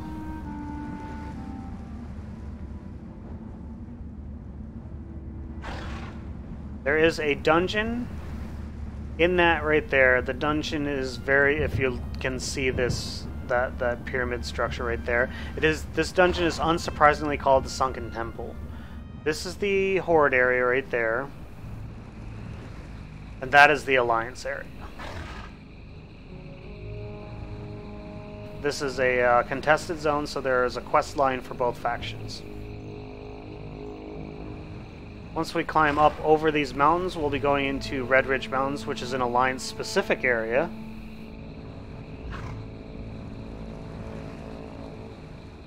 That's a lowish level area for the Alliance. This is Red Ridge Mountains. These are actually questing areas. These are not, there's only really one main hub in the area. There's probably a few flight points, but the main hub is right over there. It's called Lakeshire. Right across that bridge on the other end of the lake there. See that mountain up in the background? That's Black Rock Mountain, which is also a very significant place from perspective of lore. Oh, those are orc structures. But they are Black Rock orcs, so they are not friendly to me. This is a vanilla area. This is Old World. So Lakeshire is over there, and this coming up here is Burning Steps, which was originally a level, a very high level area. It was like level 55 to 60 in vanilla and through Burning Crusade. So this was an area that was very close to the end of the game, like when WoW first launched. They moved it down in Cataclysm. They restructured the leveling zone so they flow a little better. That mound right there gave me problems when I was low level. Wait, is this Burning Steps or Searing Gorge? I never remember.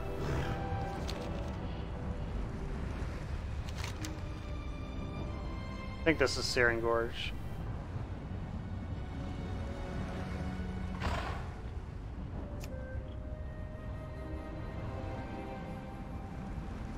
No, this is Burning Steps. Searing Gorge is on the other side of the mountain. So this is Black Rock Mountain, which was created by Ragnaros.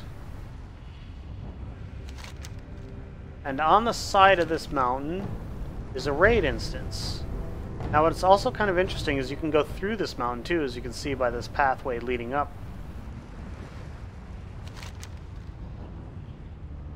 Yeah, we're in Burning Steps. You can go through here. You can actually fly through it if I'm not mistaken. It doesn't force you to land. So this is the inside of Blackrock Mountain. And down here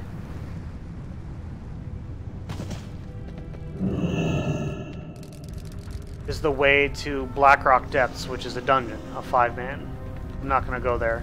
And what made Vanilla kind of interesting and unique is inside that dungeon, inside Blackrock Depths, is the entrance to a raid, and that raid, almost 40-man raid. So you had to form a raid group and go like you had to be attuned because you couldn't send 40 people through a 5-man instance. That raid is Molten Core. Then up here, I believe it is Upper Blackrock Spire. Well, actually, it used to just be Blackrock Spire, but there are now 2 sections. This used to be actually the opening part of the instance, like the actual dungeon. There were 2 parts of the dungeon, but they've made it part of the world and split it up. That's Upper Blackrock Spire, which is a high-level dungeon, and that's Lower Blackrock Spire, which is still a low-level dungeon, I believe.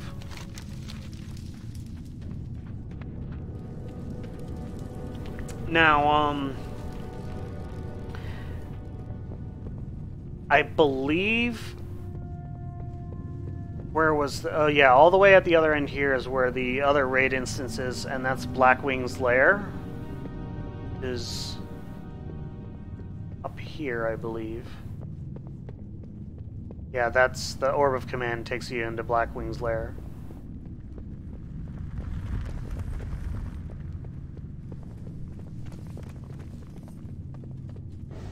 So, now, when we were in Dalaran, everyone you saw was on the same realm as me. We're out in the world now, and it's all cross-realm zones, so not everyone you see here is going to be the same level as me, or same realm as me.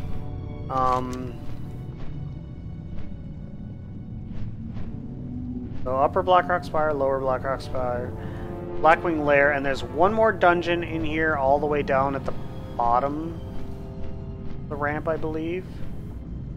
Because they also have dungeon down somewhere in this area.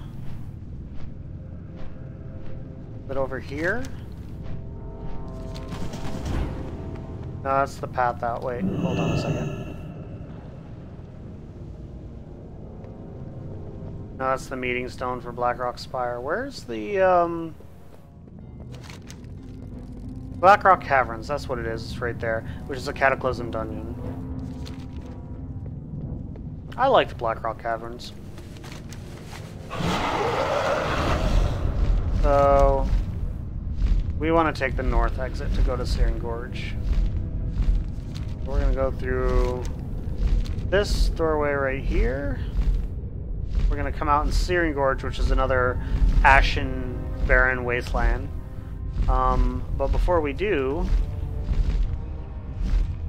one of the sides of this mountain has a dungeon and raid instance. And right here it is. Well, this is not a dungeon instance, it's a raid instance. This is Blackwing Descent right here. That leads into a level 85 raid. This platform, if you do the Blackwing Lair raid, is actually where you would find Neltharion, who's the final boss on this platform. That was a cruel, cruel fight. One of the things they did in Blackwing Lair was Neltharion cast ability randomly on each class and took away something really important to the class. Like, for example, Hunters, he would break their weapon. If he breaks your weapon, you can't do your damage, so you had to bring a trash weapon to use while he breaks it. Rogues, Rogues he would face, and the rogues would get aggro. So the rogue had to vanish. Warriors forced them out of their tanking stance, so they could no longer tank. Now this zone right here is Dunmorrow. Well, my mission's done. Dunmorrow is an Alliance zone. And Ironforge is one of the Alliance cities, but we are not going to check it out because I really don't feel like going in there, because it'll automatically flag you for... Going to the opposing factions' capital cities will automatically flag you for player versus player. Like, no questions asked. It will happen. This is a Dwarven-themed area, as you can tell by all the buildings built into the rock. Let's go across this way because I want to take it to Twilight Highlands for a reason. We're doing a meandering tour, so we started down here. And this is how far we've gone in all this time. It's a big game. It's a big game, it really is. So that tower off in the distance is in Twilight Highlands. Back before Cataclysm, this lake was full. But when Deathwing emerged from Deepholm, he caused a lot of destruction, and one of the things he destroyed was the dam here. So this was originally a lake and a dam. This dam was actually destroyed in the opening cinematic, if you've ever seen it.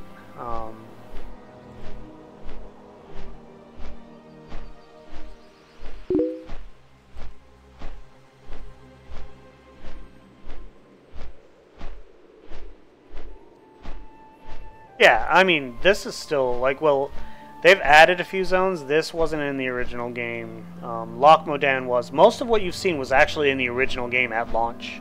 Not in the same form that it is now, but it was there at launch regardless. This is the Twilight Citadel. At the top of this tower, there's a raid. And, yes, you have to have flying to get up there.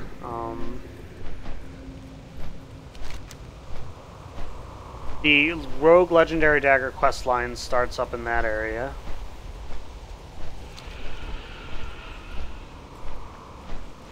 So everything here should be up to level 90, if I'm not mistaken. Yes, everything is level 90. It used to be 85. Everything from Cataclysm now scales up to 90. There is, over here, another dungeon, and that dungeon would be Grim Batol. That dungeon entrance is at the top, the end of this road here. Goes up on a hill and goes straight into the dungeon.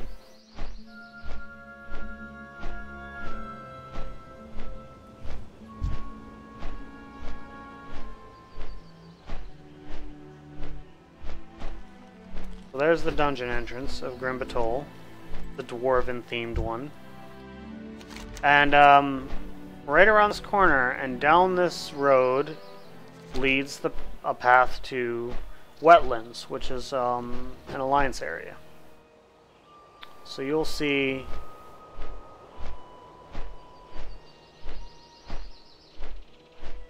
Wetlands down here, and it's a marshland.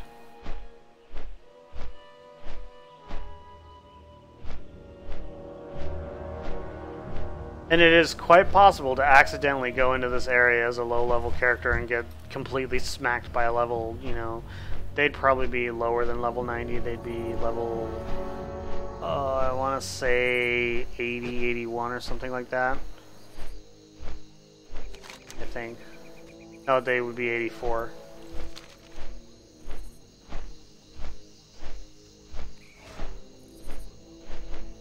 So this is Wetlands. A total marshland.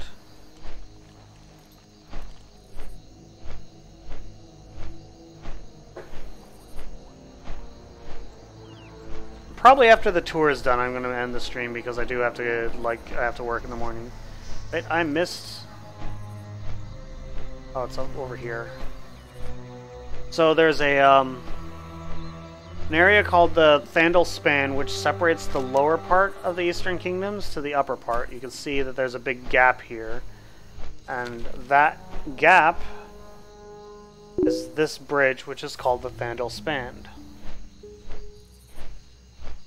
And that's this bridge right here. 8 in the morning.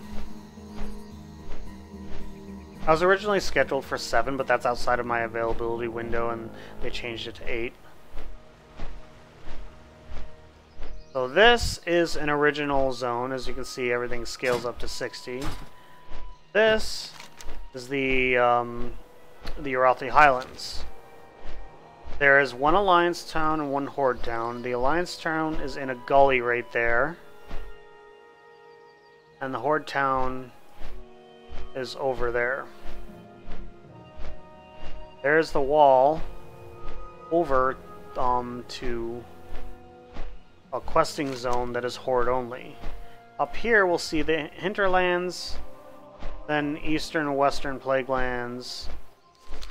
We'll just skirt across the border between the zones though, because I don't want to do too much of a circle.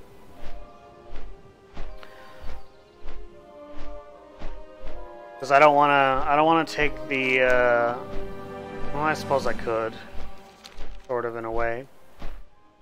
But that's the hinterlands. That right there is an Alliance town called Airy Peak. That's just kind of neat because it has the bird there. It's really freaking annoying. There's an archaeology dig site right in the freaking Alliance town, right in the middle of it. I just thought that was like cruel and unusual to do if you're a Horde. So the Horde town is down here, Reventusk Village. So this takes us over here. We are on the border between, I don't know, we're actually straight solidly into Hillsbrad.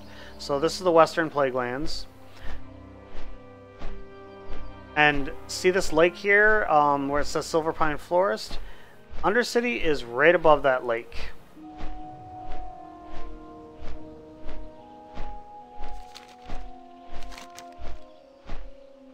So let's go swing by the Undercity. We'll do a tour of the Undercity.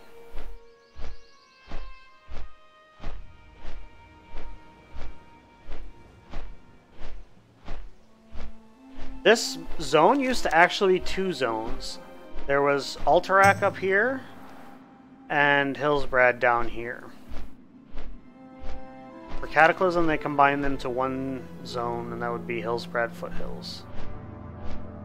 So that is where Dalaran, that floating city that you seen me, this is where it was originally located. And it was actually originally a city in this part of the game, and they decided to lift it up and just left behind this crater. So if you see all that under part of Dalaran, I don't know if it actually matches, but that is where Dalaran originally was. So here is Lordaeron Lake, I think. Fenris Isle. There's an island in the middle of it.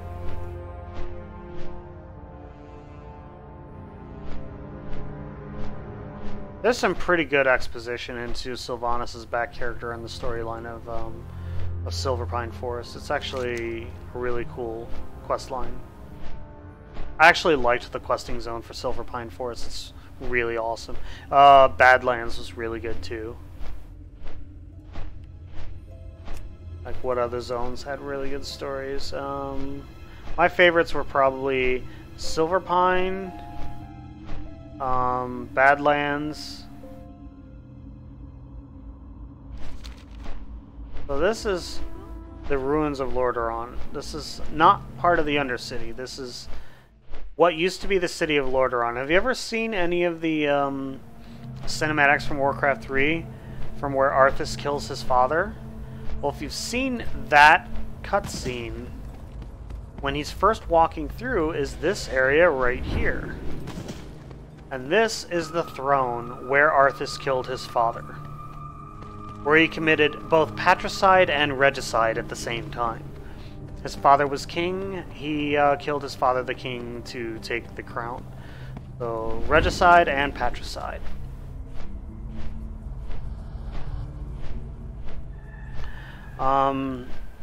There's actually a couple entrances. I'm not going to take the main entrance into the Undercity because it's actually not as quick as taking the side entrance, because you have to wait on an elevator, and it's a really long elevator. But the Undercity is called that because it literally is under the city of Lordaeron. So by this tower here, there is a cave. And this cave leads down into the Undercity. So see how the text went green? That means we are in Horde territory. If you're Horde, you're fine. If you're Alliance, you are now flagged for PvP. So these are the tunnels leading into it. And the way the city is structured is there is an outer ring and an inner ring. There's like several concentric rings. So this is the outer area. Each of these areas is themed. Like this would be the magic quarter.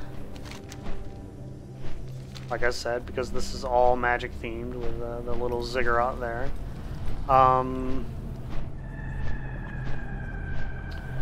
This is the Rogue's Quarter, as you can see. It's themed on, you know, like just...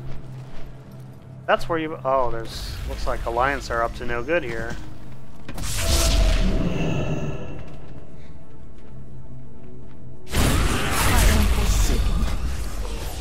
So... This is where you buy heirlooms. Heirlooms give you a boost while leveling. Some of them are really expensive. Oh, that's... I don't really need that, though.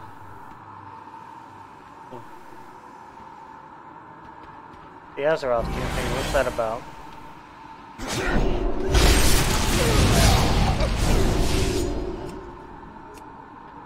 Watch your back. So, yeah, they're being, like, if they're really, really tough, they would actually go, I'll show you one. This is the Apothecarium, which is, like, alchemy themed. And, if they were really, really brave, they would go down here. And the reason why they would go down here if they were brave, they're just killing low-level NPCs, you know, just like vendors and quest givers. Because... they must have killed her. This is where Sylvanas Windrunner, the Horde War Chief... Oh, wait, no. She's not here because she's in Orgrimmar now because she's the War Chief, that's why. This is where she used to be, but there should be... Nathanos or someone here. Oh,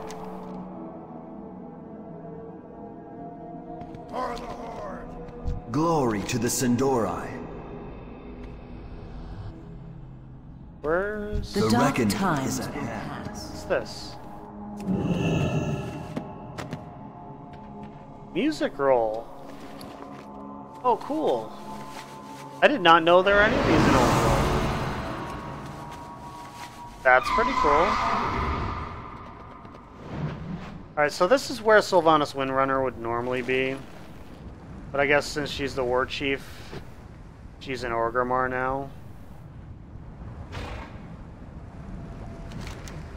So up here is the War Quarter, which is where we came in, and this is like where the warriors hang out. Then, once you go through in between the quarters, you can take these.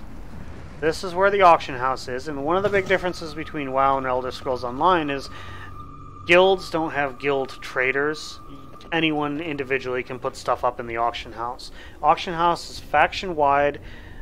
Actually, it used to be faction-wide. It's now realm-wide. So anything I buy in the auction house can be, you know, from any of these items in the auction house can be sold by anyone from either Alliance or Horde. There used to be Alliance, like in the cities, it was the Alliance and the neutral cities, it was a neutral auction house, and then the Alliance said auction house with an Alliance. That's where the Bat Rider is. That's your flight point. There's a tunnel leading back out. Let's go back out the through the War Quarter, and we are going to take the long way to Undercity, I guess. I forgot where it is. Where is it? There it is. So let's take the long way to Silvermoon City, which is the capital city for the Blood Elves. Now, one thing to note about the area was not designed for flying, and it was from the Burning Crusade. So there will be a loading screen, and I will not be able to fly afterwards, so I'll have to go on a land mount. But this will allow us to go through the Western Plague Lands and then the Eastern Plague Lands.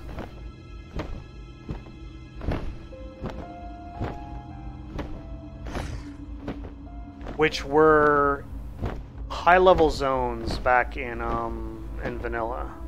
Like the Western Plague Lands was around level 45, and the Eastern Plague Lands was like 55 plus, up to 60. And I remember just struggling to kill anything in the Eastern Plague Lands, even though I was at the appropriate level. I just didn't have very good gear. So this is the gate to the Western Plague Lands. Now, the Western Plague Lands originally was very less colorful zone. It looked a lot like the Eastern Plague Lands, because this was the area that the Scourge took over, and they plagued the area. So it's been regrown a little bit, so it's a little bit greener now.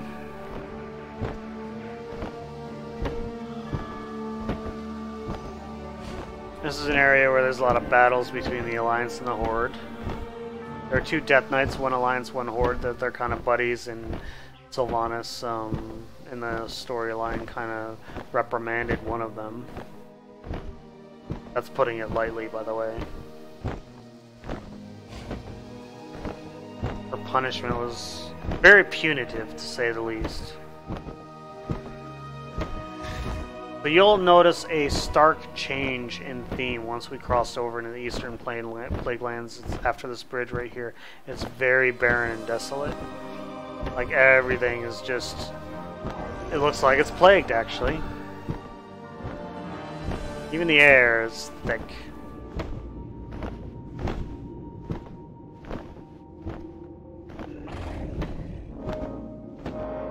I love the music of this zone. That building off in the distance, the Necropolis, is actually a hub for Death Knights, and it was there starting in Wrath of the Lich King. There is a copy of it just east of the Broken Shore.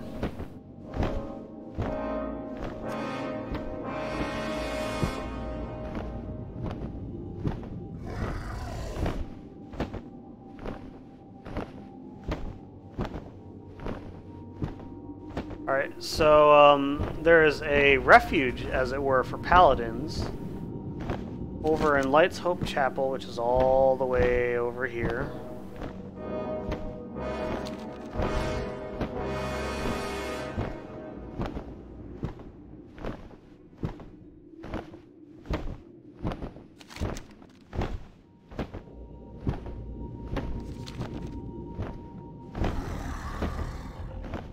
So that's Light's Hope Chapel.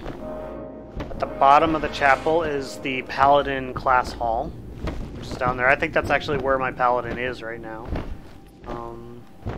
No, my Paladin's in Stormheim, that's right. So that's the, where the Paladins hang out. And then right up there is the portal to Ghostlands, the road leading out to the north.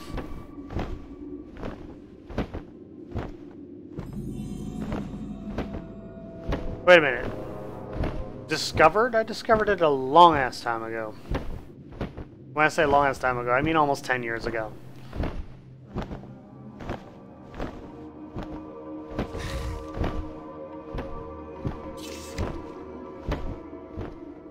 Let's see. Exploration. Eastern Kingdoms. Explore Eastern Plague Lands. 10/18/08. It was in October of 2008 that I fully explored this area. Alright, there's our loading portal. We'll have to switch to a land mount. You know, all of the classic zones level up to 60. I wonder if the Burning Crusades ones, Blood Mist, Azure Mist, Ghostlands, and Eversong Woods do. Because they're not part of the classic So I don't know if they're scaling these areas, because the starter zones don't scale all the way up to 60. So I don't remember what the deal is. Will everything here be only up to 20? I'm not sure. We'll find out.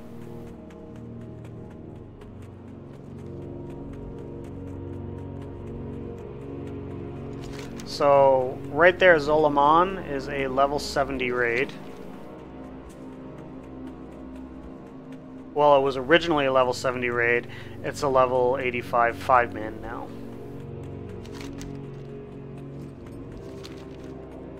So these are the Ghostlands.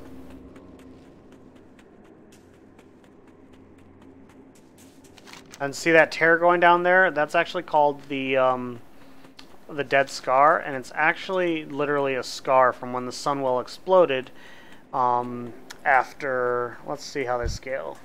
Oh, they scale up to 60. It is after the Sunwell exploded after Arthas used it to resurrect Kel'Thuzad as a Lich. So that's all Arthas is doing. That was after he killed his father, I think. I'm trying to remember. That was all in Warcraft 3.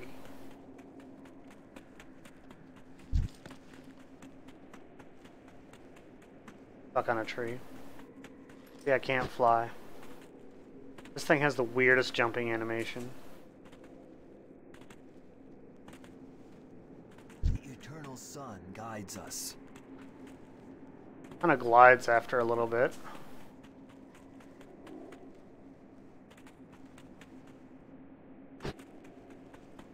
Well, this is Ghostlands. We're not going to do a full roundabout tour of Ghostlands.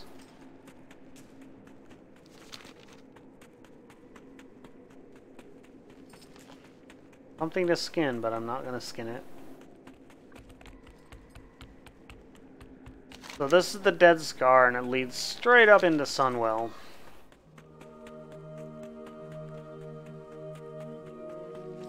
Sunwell is a weird capital city because almost all the capital cities have their flight point in the middle of the city, whereas Sunwell, it's not. It's actually outside the city.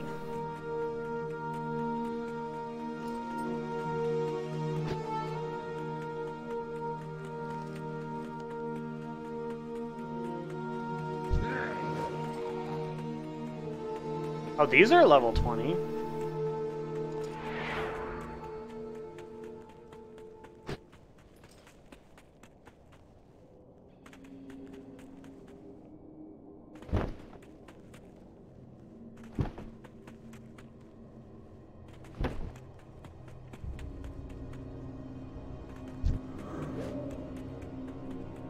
Alright, so you can see the crack in the wall from the explosion right there.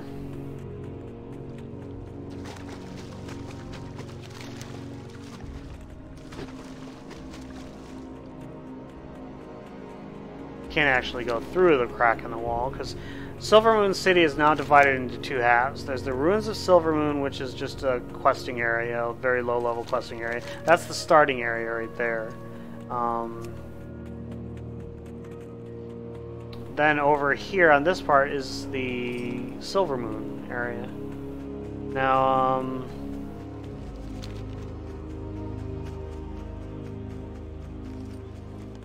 before I go into Silvermoon, I want to do that after I do something else. So let's go to the flight point is right down here. I'm going to take a flight point up to Isle of Kel'Dennis. What business have you? Which is a level 70 area. But because everything's scaled up to there, they should be all level 80. So this will take us to the Isle of Kel'Dennis, which was a late Burning Crusade area that has one dungeon and one raid. It was a 25-man raid, and dungeons are all 5-man. So yeah, I think if I'm not mistaken, in Elder Scrolls Online, dungeons are 3 or 4, and raids are like 6. I don't remember. How many people are in a group, Epiphany? I can't remember, like for like dungeons versus raids. Because in WoW, a dungeon is 5 people, a raid is 10 to 40.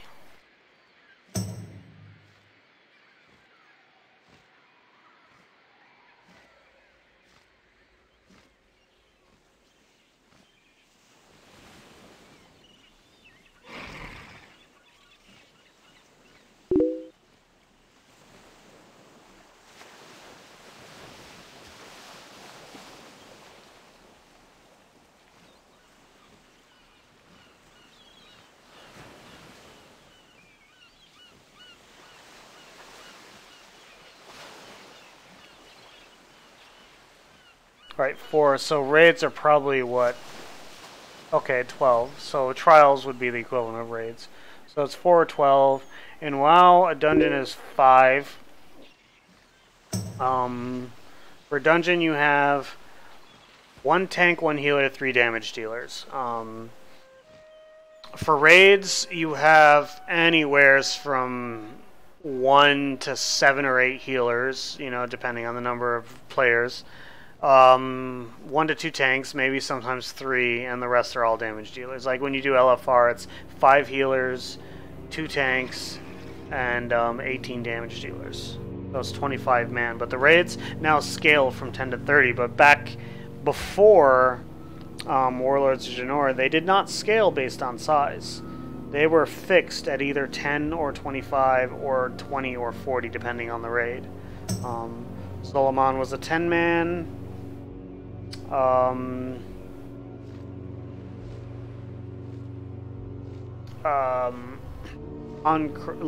Encourage Ruins was a 20 man, which was unusual.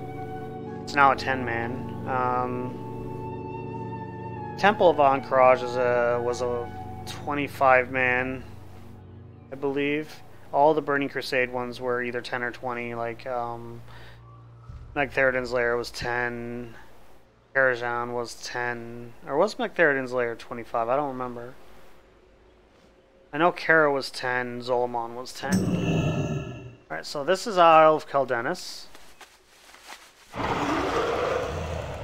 Up there in that building is a dungeon. And over there is the entrance to the raid. And this used to be a daily quest zone. Similar to Argus, the Broken Isles, or Broken Shore, Argus, whatever. So let's go back to Silvermoon City, and we'll go in the city and take a tour through the city. At the end of the city, there is an orb of translocation, which will take us back to Undercity. So we don't have to go all the way back like we came here. We can port directly to Undercity, and then just take a Zeppelin from there to Orgrimmar, and then from Orgrimmar we can go to the Thunderbluff. Doing the Alliance cities might take a while, so I might do that in another stream. I would have to switch characters, go to Alliance character, and then do something similar to this. So it would...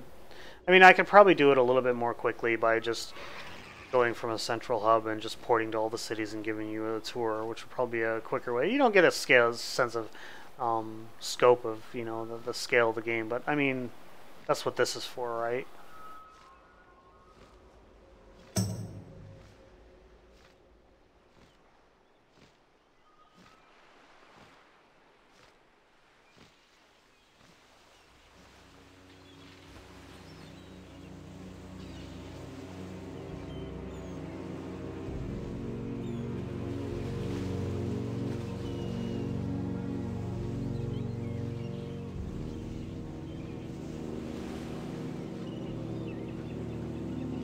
I think I have a mount that's like that. Dragonhawks are a couple of the achievement mounts. I don't think I have one that looks exactly like that.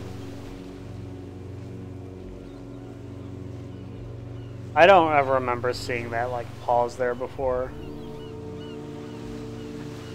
There's a lot of invisible walls between here and Caldenis, and it might be they changed the route.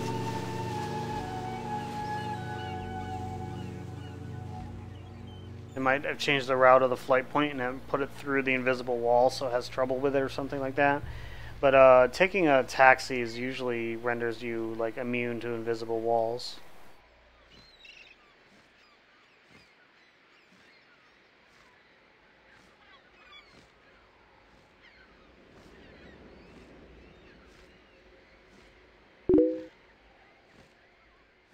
Yeah, there are invisible walls in the game.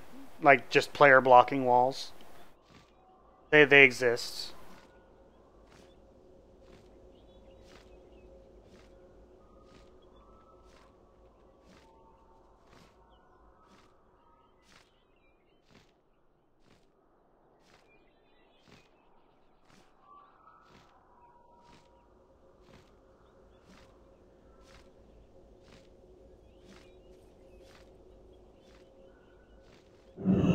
let's take a tour of Silvermoon, and then we'll go back to the Undercity to go back to Orgrimmar.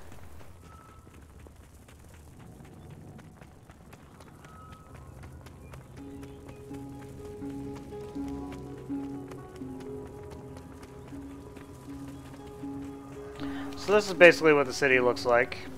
The Bazaar has vendors, the Walk of Elders has, you know, other vendors. The city's not really as well structured as the Undercity is. Like, Orgrimmar has its various districts themed, so does Undercity. This area doesn't.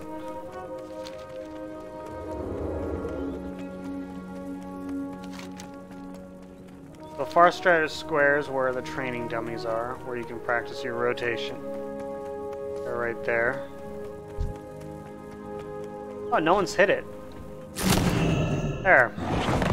Now I've tagged it. Like, the Raiders dummy doesn't get tagged. But no one's tagged the training dummies either.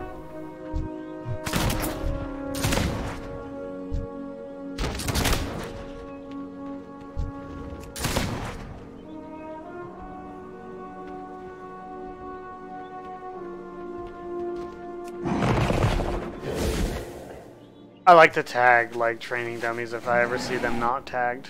This place is Deadsville, jeez. There's, like, no one here.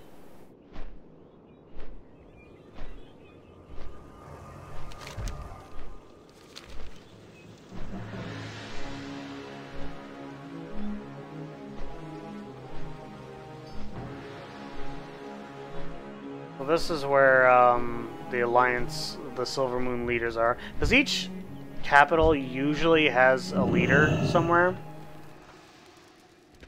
The beauty of Eversong. So there's Lorthamar Thorn, Grandmaster Rometh. Baladash Malanore. I serve Silvermoon. So, like, you can come in here and kill these in a PvP group. When you see a skull there like that, that skull means one of two things. It either means the target is either 10 or more levels above you, or it means they're a boss. And in this case, they are a boss, because I am max level. They are most certainly not a level 120. So, the way bosses work in WoW is that WoW is not like Elder Scrolls Online, where everything is pretty much location. You block in Elder Scrolls Online by physically blocking. You dodge in Elder Scrolls Online by physically dodging. So, in this game, you dodge basically by random chance, and you block basically by random chance. I think this is the one to Undercity right here.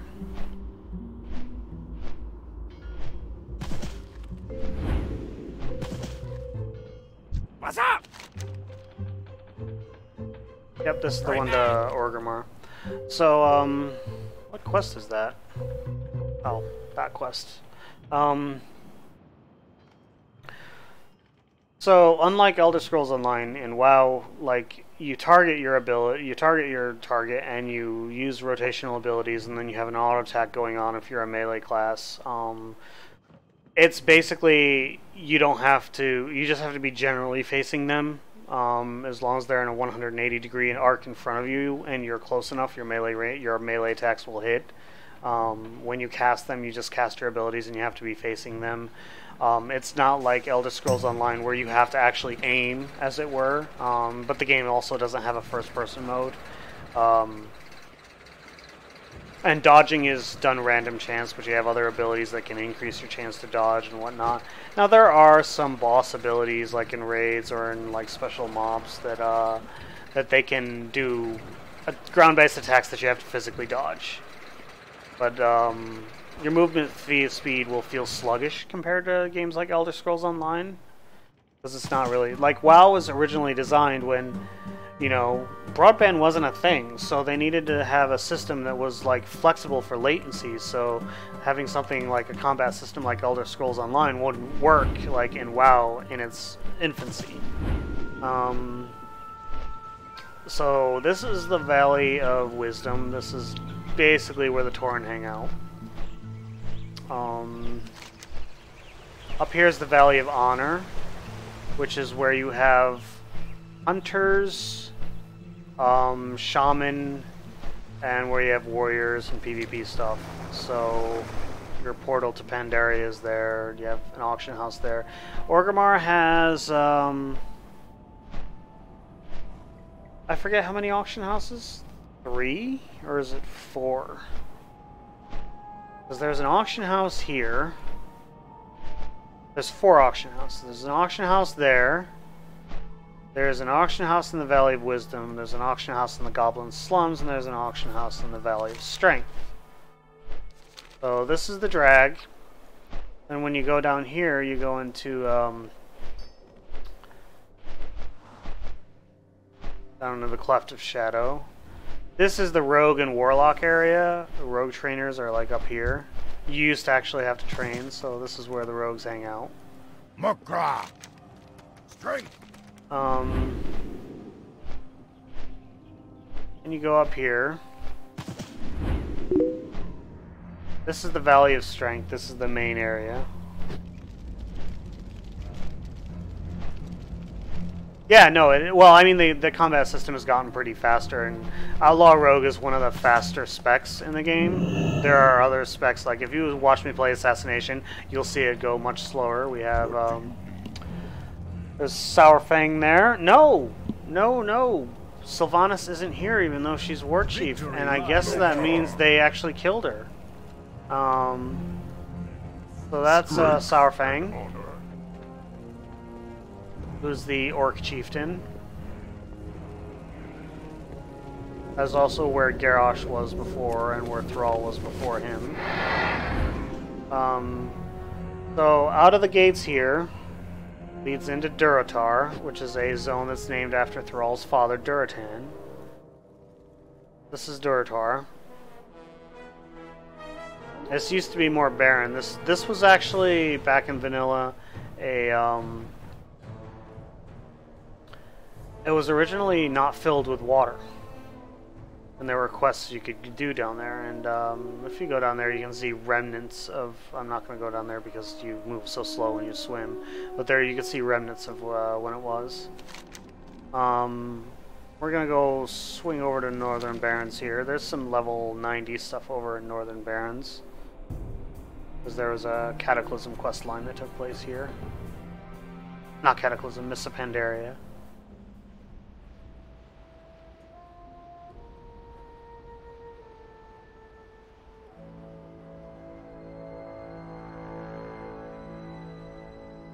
So whenever you see like areas like that, that's definitely, you'll see like level 90 creatures in there. Now these creatures, I don't know if they changed it, but these level 90 enemies in here,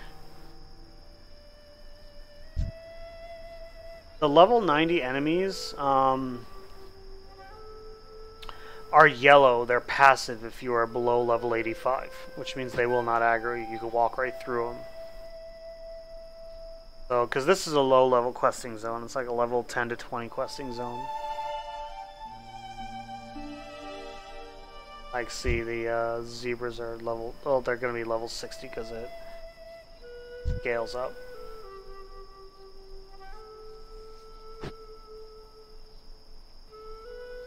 But you know, one of the things I noticed that, like, between different MMOs, like in Elder Scrolls Online, every zone scales with the player. Like in this case, they only do within certain ranges. In Lord of the Rings Online, they don't scale, but one of the big differences between WoW and Lord of the Rings Online is, in WoW, you can aggro a level 2 creature. If you stand close enough to it, it will aggro you and start attacking you and be unable to hit you because the miss chance is very high when the level difference is high. In Lord of the Rings Online, if they get down to the point where the level's gray, they just simply won't aggro you when you walk through them. You can just run through a low-level zone and never aggro anything. Which I admit is nice, but can be problematic if you want to round things up to AoE them down. So that right there is Thunderbluff. That is the other Horde city.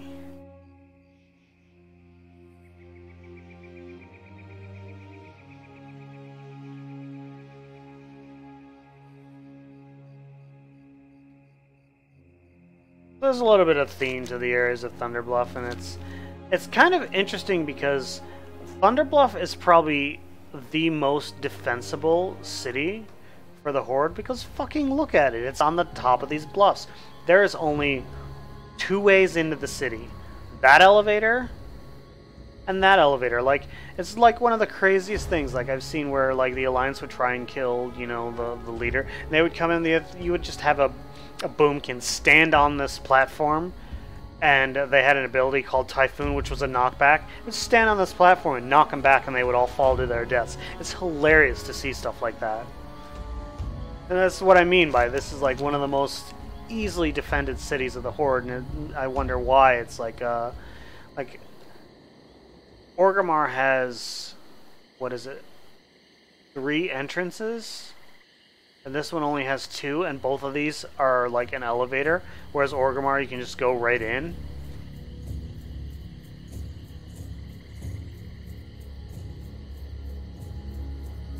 I mean, then you have Ironforge, which has exactly 1 way in and out. Well, no, there's 2 ways in Ironforge.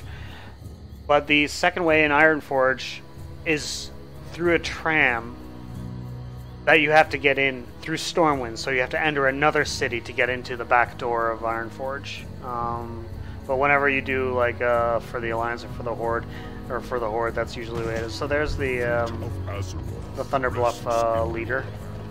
So I'm going to log out here and then switch to an Alliance character and just port to the Alliance cities, because I've given you a little bit of an overview. South of here, there's really no cities. I wonder if you can see the Sword of Sargeras and Silphus from here. Nope. So let's go to an Alliance character, which is on a different realm.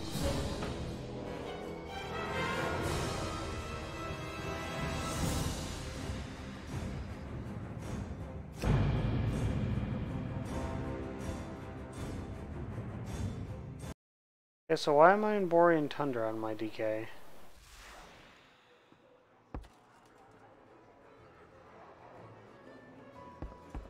Oh, I know why I'm here. So let's do our Garrison Hearthstone.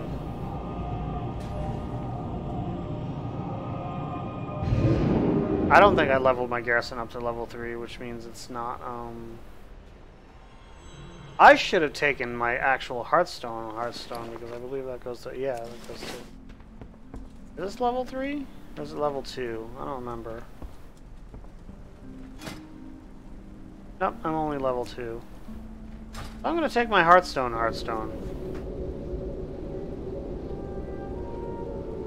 Because that'll take me to Pandaria.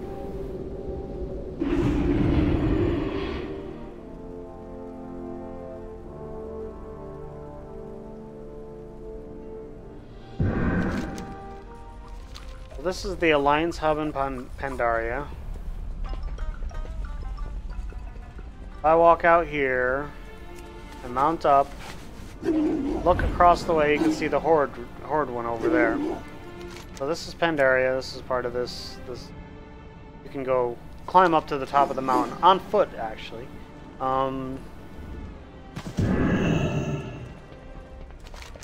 So right is the way to go to the portals on the Horde. So left is the way on Alliance.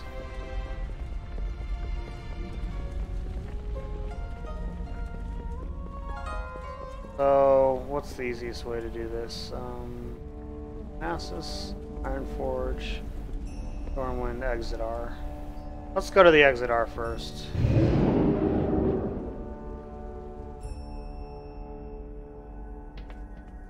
Because there's a portal to Darnassus. How convenient. So this is the Draenei home city. This is the Exodar. It's actually a crashed spaceship. Like, if you look at all the stuff from Argus, the Draenei are originally from Argus, and they fled Argus in a ship called the Exodar, and it crashed on Azeroth. I hope you'll find something useful. So, I'm trying to remember where the Exodar leader is. Is he in the Vault of Lights?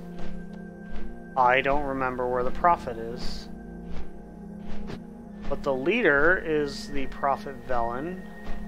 Oh, that's right, he's up this ramp. That's right.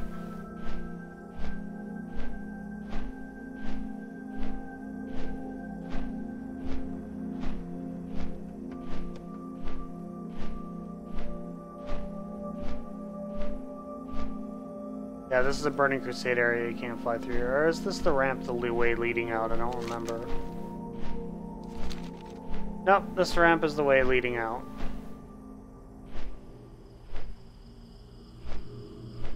That got lodged in the ground pretty good, though.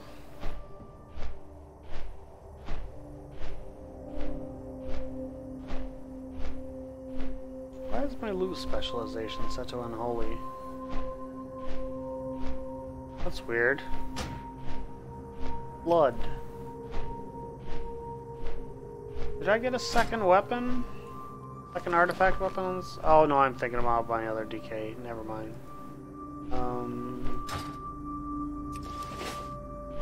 So where was Velen?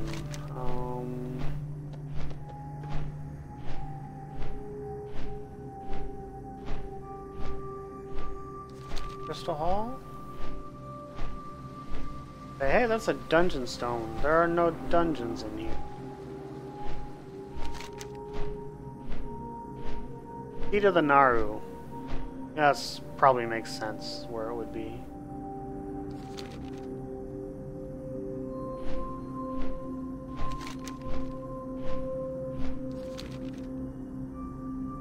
That leads up outside.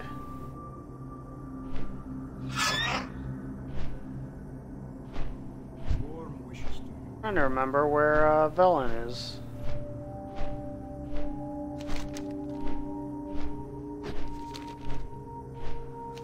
Oh, well, I guess it's not important.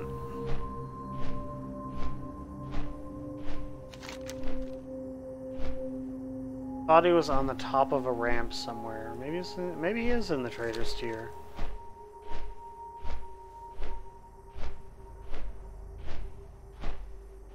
I vaguely remember him being on the top of a ramp. Because I did that shit a long time ago. Long time ago. When I say a long time ago, I mean it was early in Wrath of the Lich King.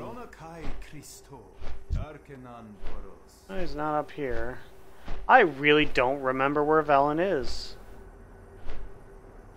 Oh well.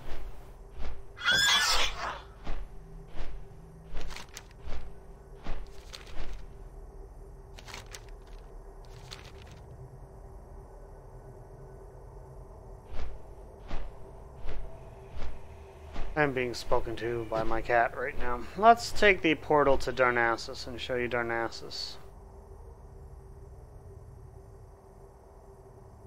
Wow, you have a lot to say. Where was that portal? It was over here, wasn't it?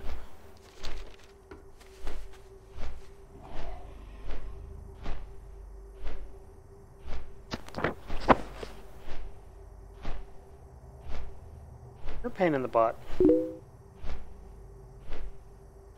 Someone's saying hi to you. She nuzzled the mic, so... What are you doing? You want me to go to bed, don't you?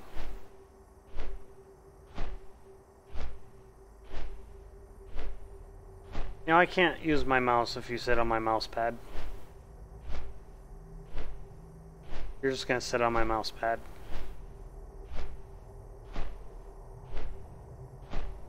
Well, I guess I'll have to make do with what little mouse movement I have. Oh, there she goes. She jumped down. Where were those portals? I don't remember.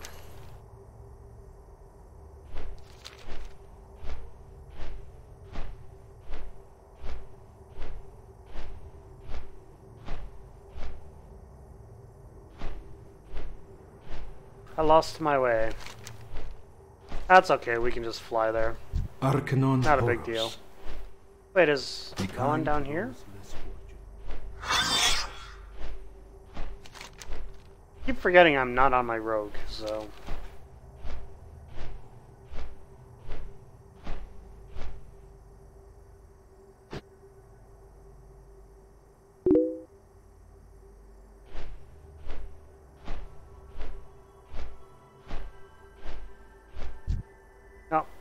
That's Oros. One of the Naru.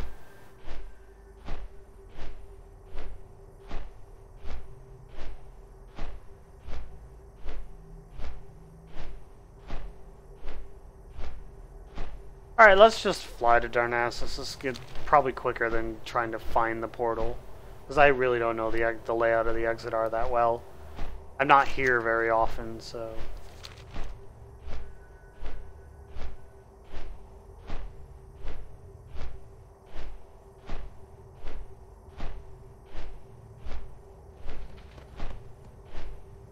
The Naru well, let's have just not forgotten fly us. to Darnassus. Dionys? Darnassus is at the top of Teldrassil. Teldrassil is a failed replacement of Nordrassil. Nordrassil is also called the World Tree. The Night Elves. Okay, so a little bit of lore here. At the end of Warcraft 3, the Night Elves sacrificed their immortality to defeat Archimonde at the top of the top of Mount Hyjal, where the Nordrassil, the World Tree, is. So they lost their immortality as a result, because they were immortal before that. So, in a bid to regain their immortality, they created another World Tree, and that World Tree would be Teldrassil. You know, I think it's kind of interesting. Night Elves talk a lot of game about purity and about the Blood Elves' addiction, like the High Elves are Blood Elves, because Blood Elves are what the High Elves eventually became. And they talk about their addiction to madness, or their addiction to magic, which stemmed from the War of the Ancients 10,000 years before the events of the first game. But the fact is they sought to make this World Tree to regain their immortality. You want to talk about, like, addiction to power, like, immortality is one of them. Because, you know, like, Tyrande is older than 10,000 years old, and so is Malfurion, so is Illidan.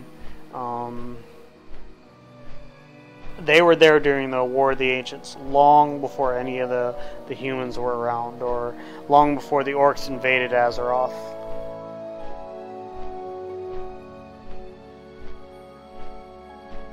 What are you doing? What are you doing?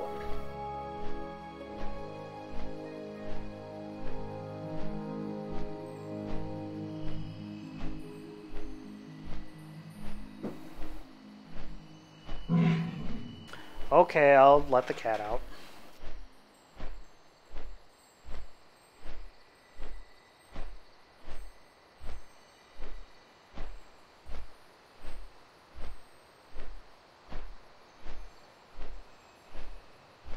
She's such a bratty cat.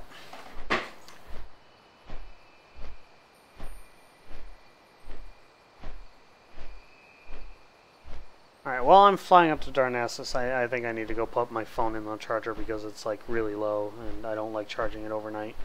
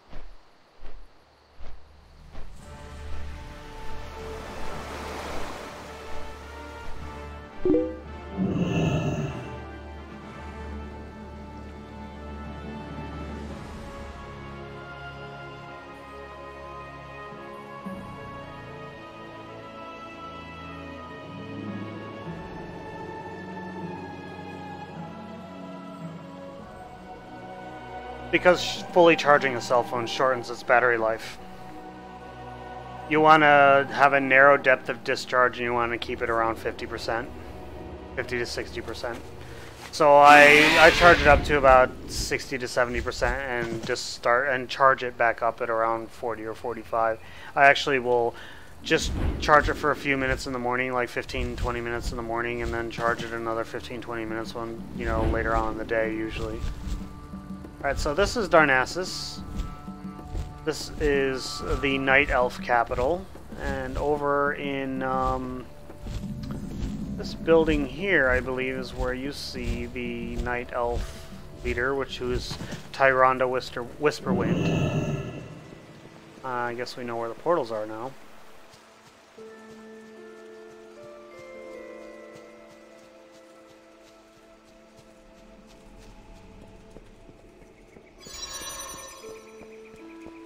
So you go up these stairs. Couple guards there.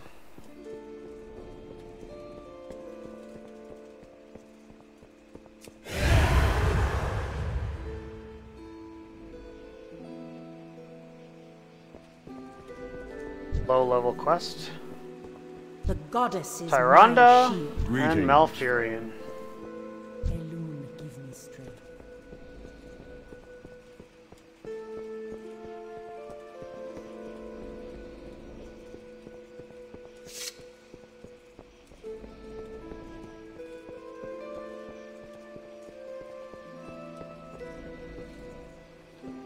I did not mean to do that. I was actually looking at something else and just walked off the edge. Wasn't a big fall though.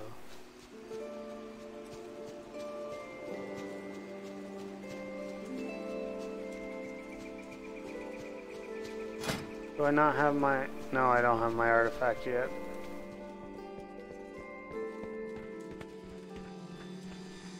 Alright, so let's go to, either Ironforge or Stormwind. I don't remember where the boat goes. This is a portal. There are two boats. One goes to, Ishnu Allah. one goes to, Azure Mist Isle, and the other one goes to, Menethil Harbor, I believe. I believe this is the one that goes to, Menethil Harbor. There's a sign somewhere, isn't there?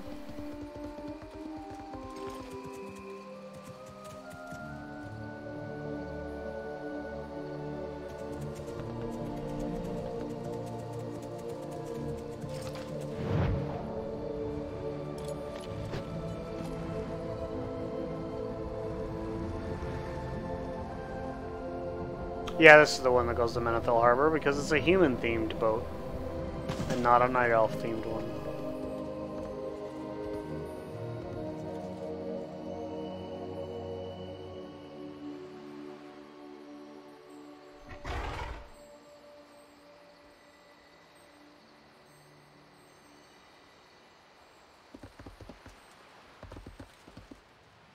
Hello. Yep, this goes... No, this goes straight to Stormwind, so... Goddess watch over you. That makes it a little easier.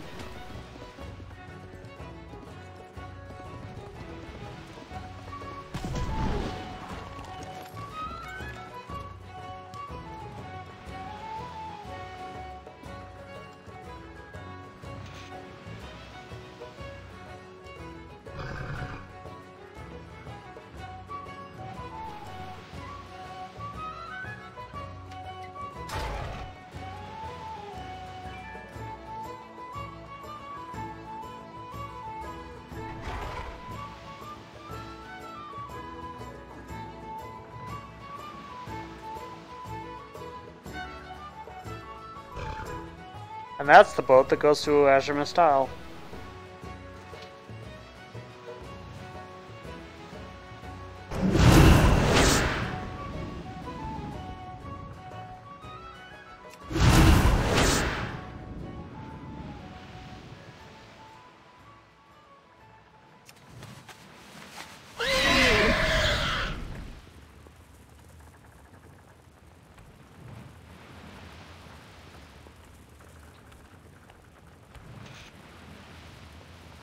I don't know why I have Vampiric Blood macroed to that.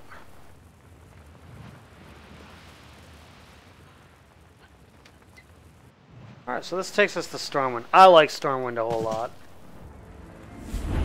This is Stormwind City. the harbor down here.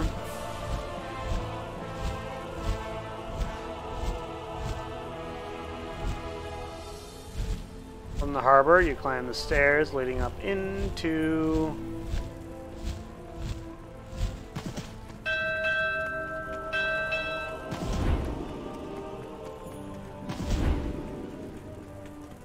the cathedral, I believe.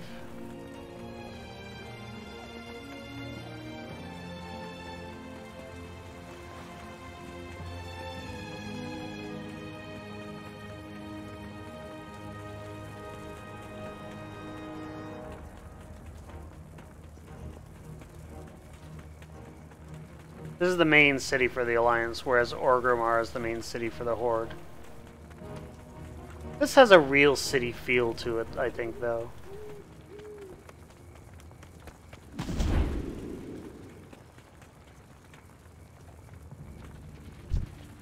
I'm like, wait a minute, what the hell's a Torn doing in here?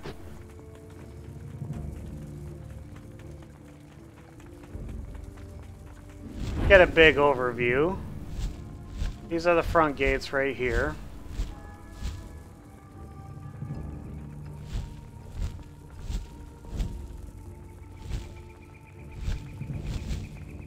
Few statues. Danath Trollbane. Gurdren Wildhammer. Khadgar. And Alaria Windrunner.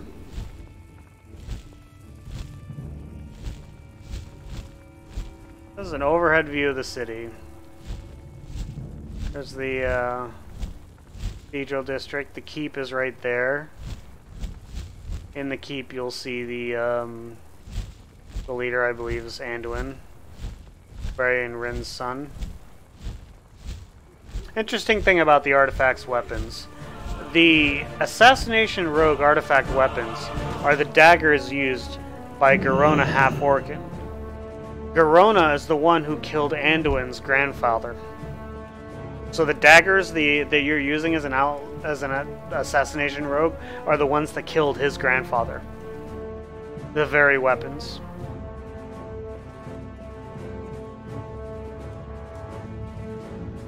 So that's Anduin Rin. Now I'm gonna go into Old Town, which there's the Dwarven districts. There's something interesting in the Dwarven districts.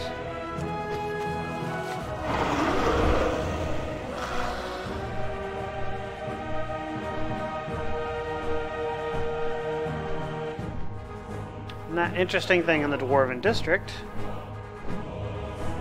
is... where is it? Maybe it's in Old Town. Oh, there it is.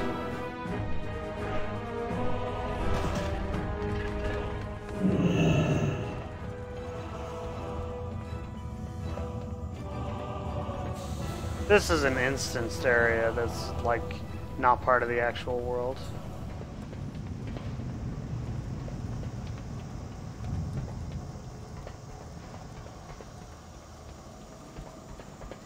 I believe that's the Brawlers Guild down here. Yep.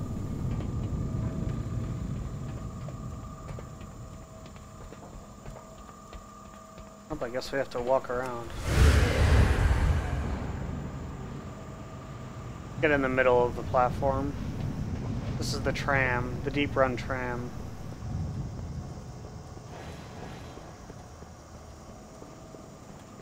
We're gonna go on the front cart.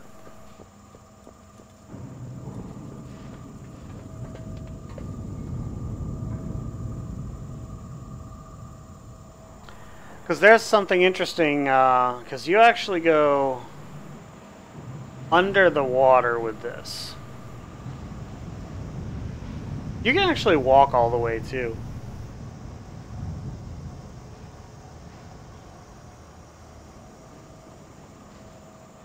Down on the bottom, you'll see a creature.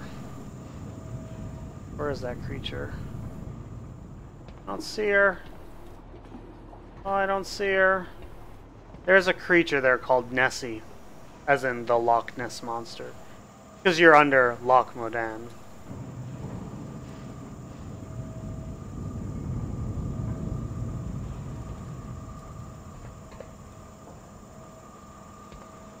So whenever I've done For the Horde, this is usually the staging area between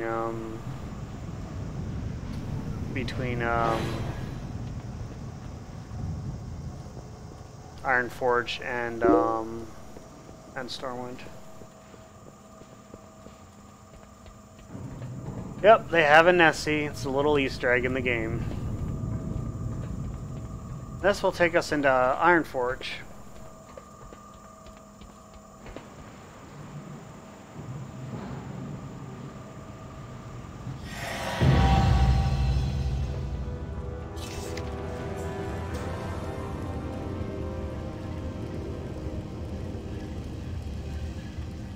I don't recall ever doing Brawler's Guild on this character. Why did I just get that toast just now?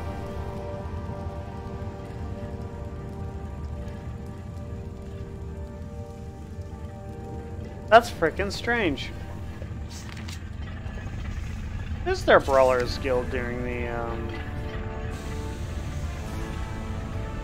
Legacy?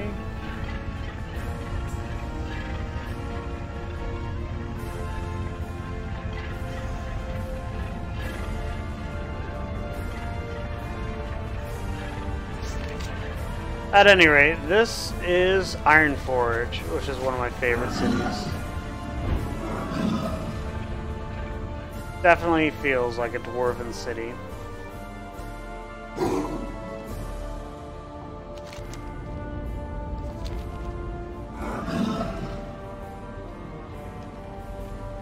This is the main area. That's the way out. That slot up there is the way out into Dunmorrow. We flew by it before. That's where the auction house of the bank is. Go through here. We go into the central area where the Great Forge is. Hey, Imagineller. This is the Great Forge. You can fly through the lava and not take any damage. In here is the high seat. Yeah. Burden Bronzebeard, Alsted Wildhammer, and Moira Tharacin. You got Reigns of Poseidus. That's cool. I don't think I've ever even seen him, let alone. Wait, no, did I? I've never got Reigns of Poseidus.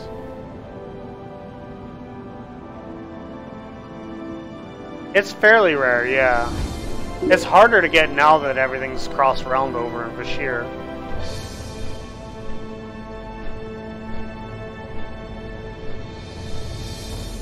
Well, this is Ironforge.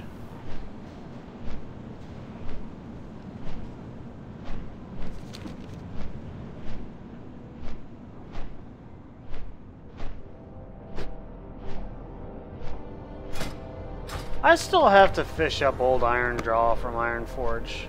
I still don't have that achievement.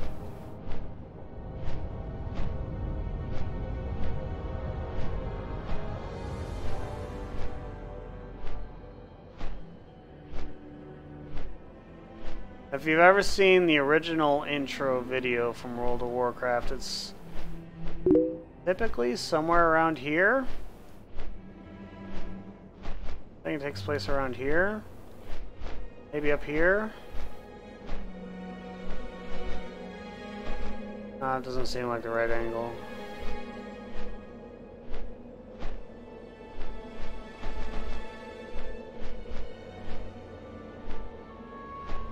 Maybe it's around here.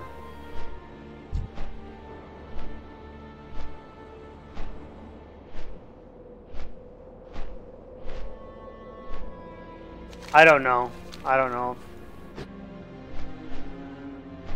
But at any rate, this is about where I'm going to end the stream because I do have to be to work in 7.5 hours. So I do need to get some sleep too. So I thank everyone for stopping by. I might do some looking for raid later on or something like that, like maybe another day. I got mostly what I want to get done on my rogue for now. I want to thank everyone for stopping by, and I will see you when I see you.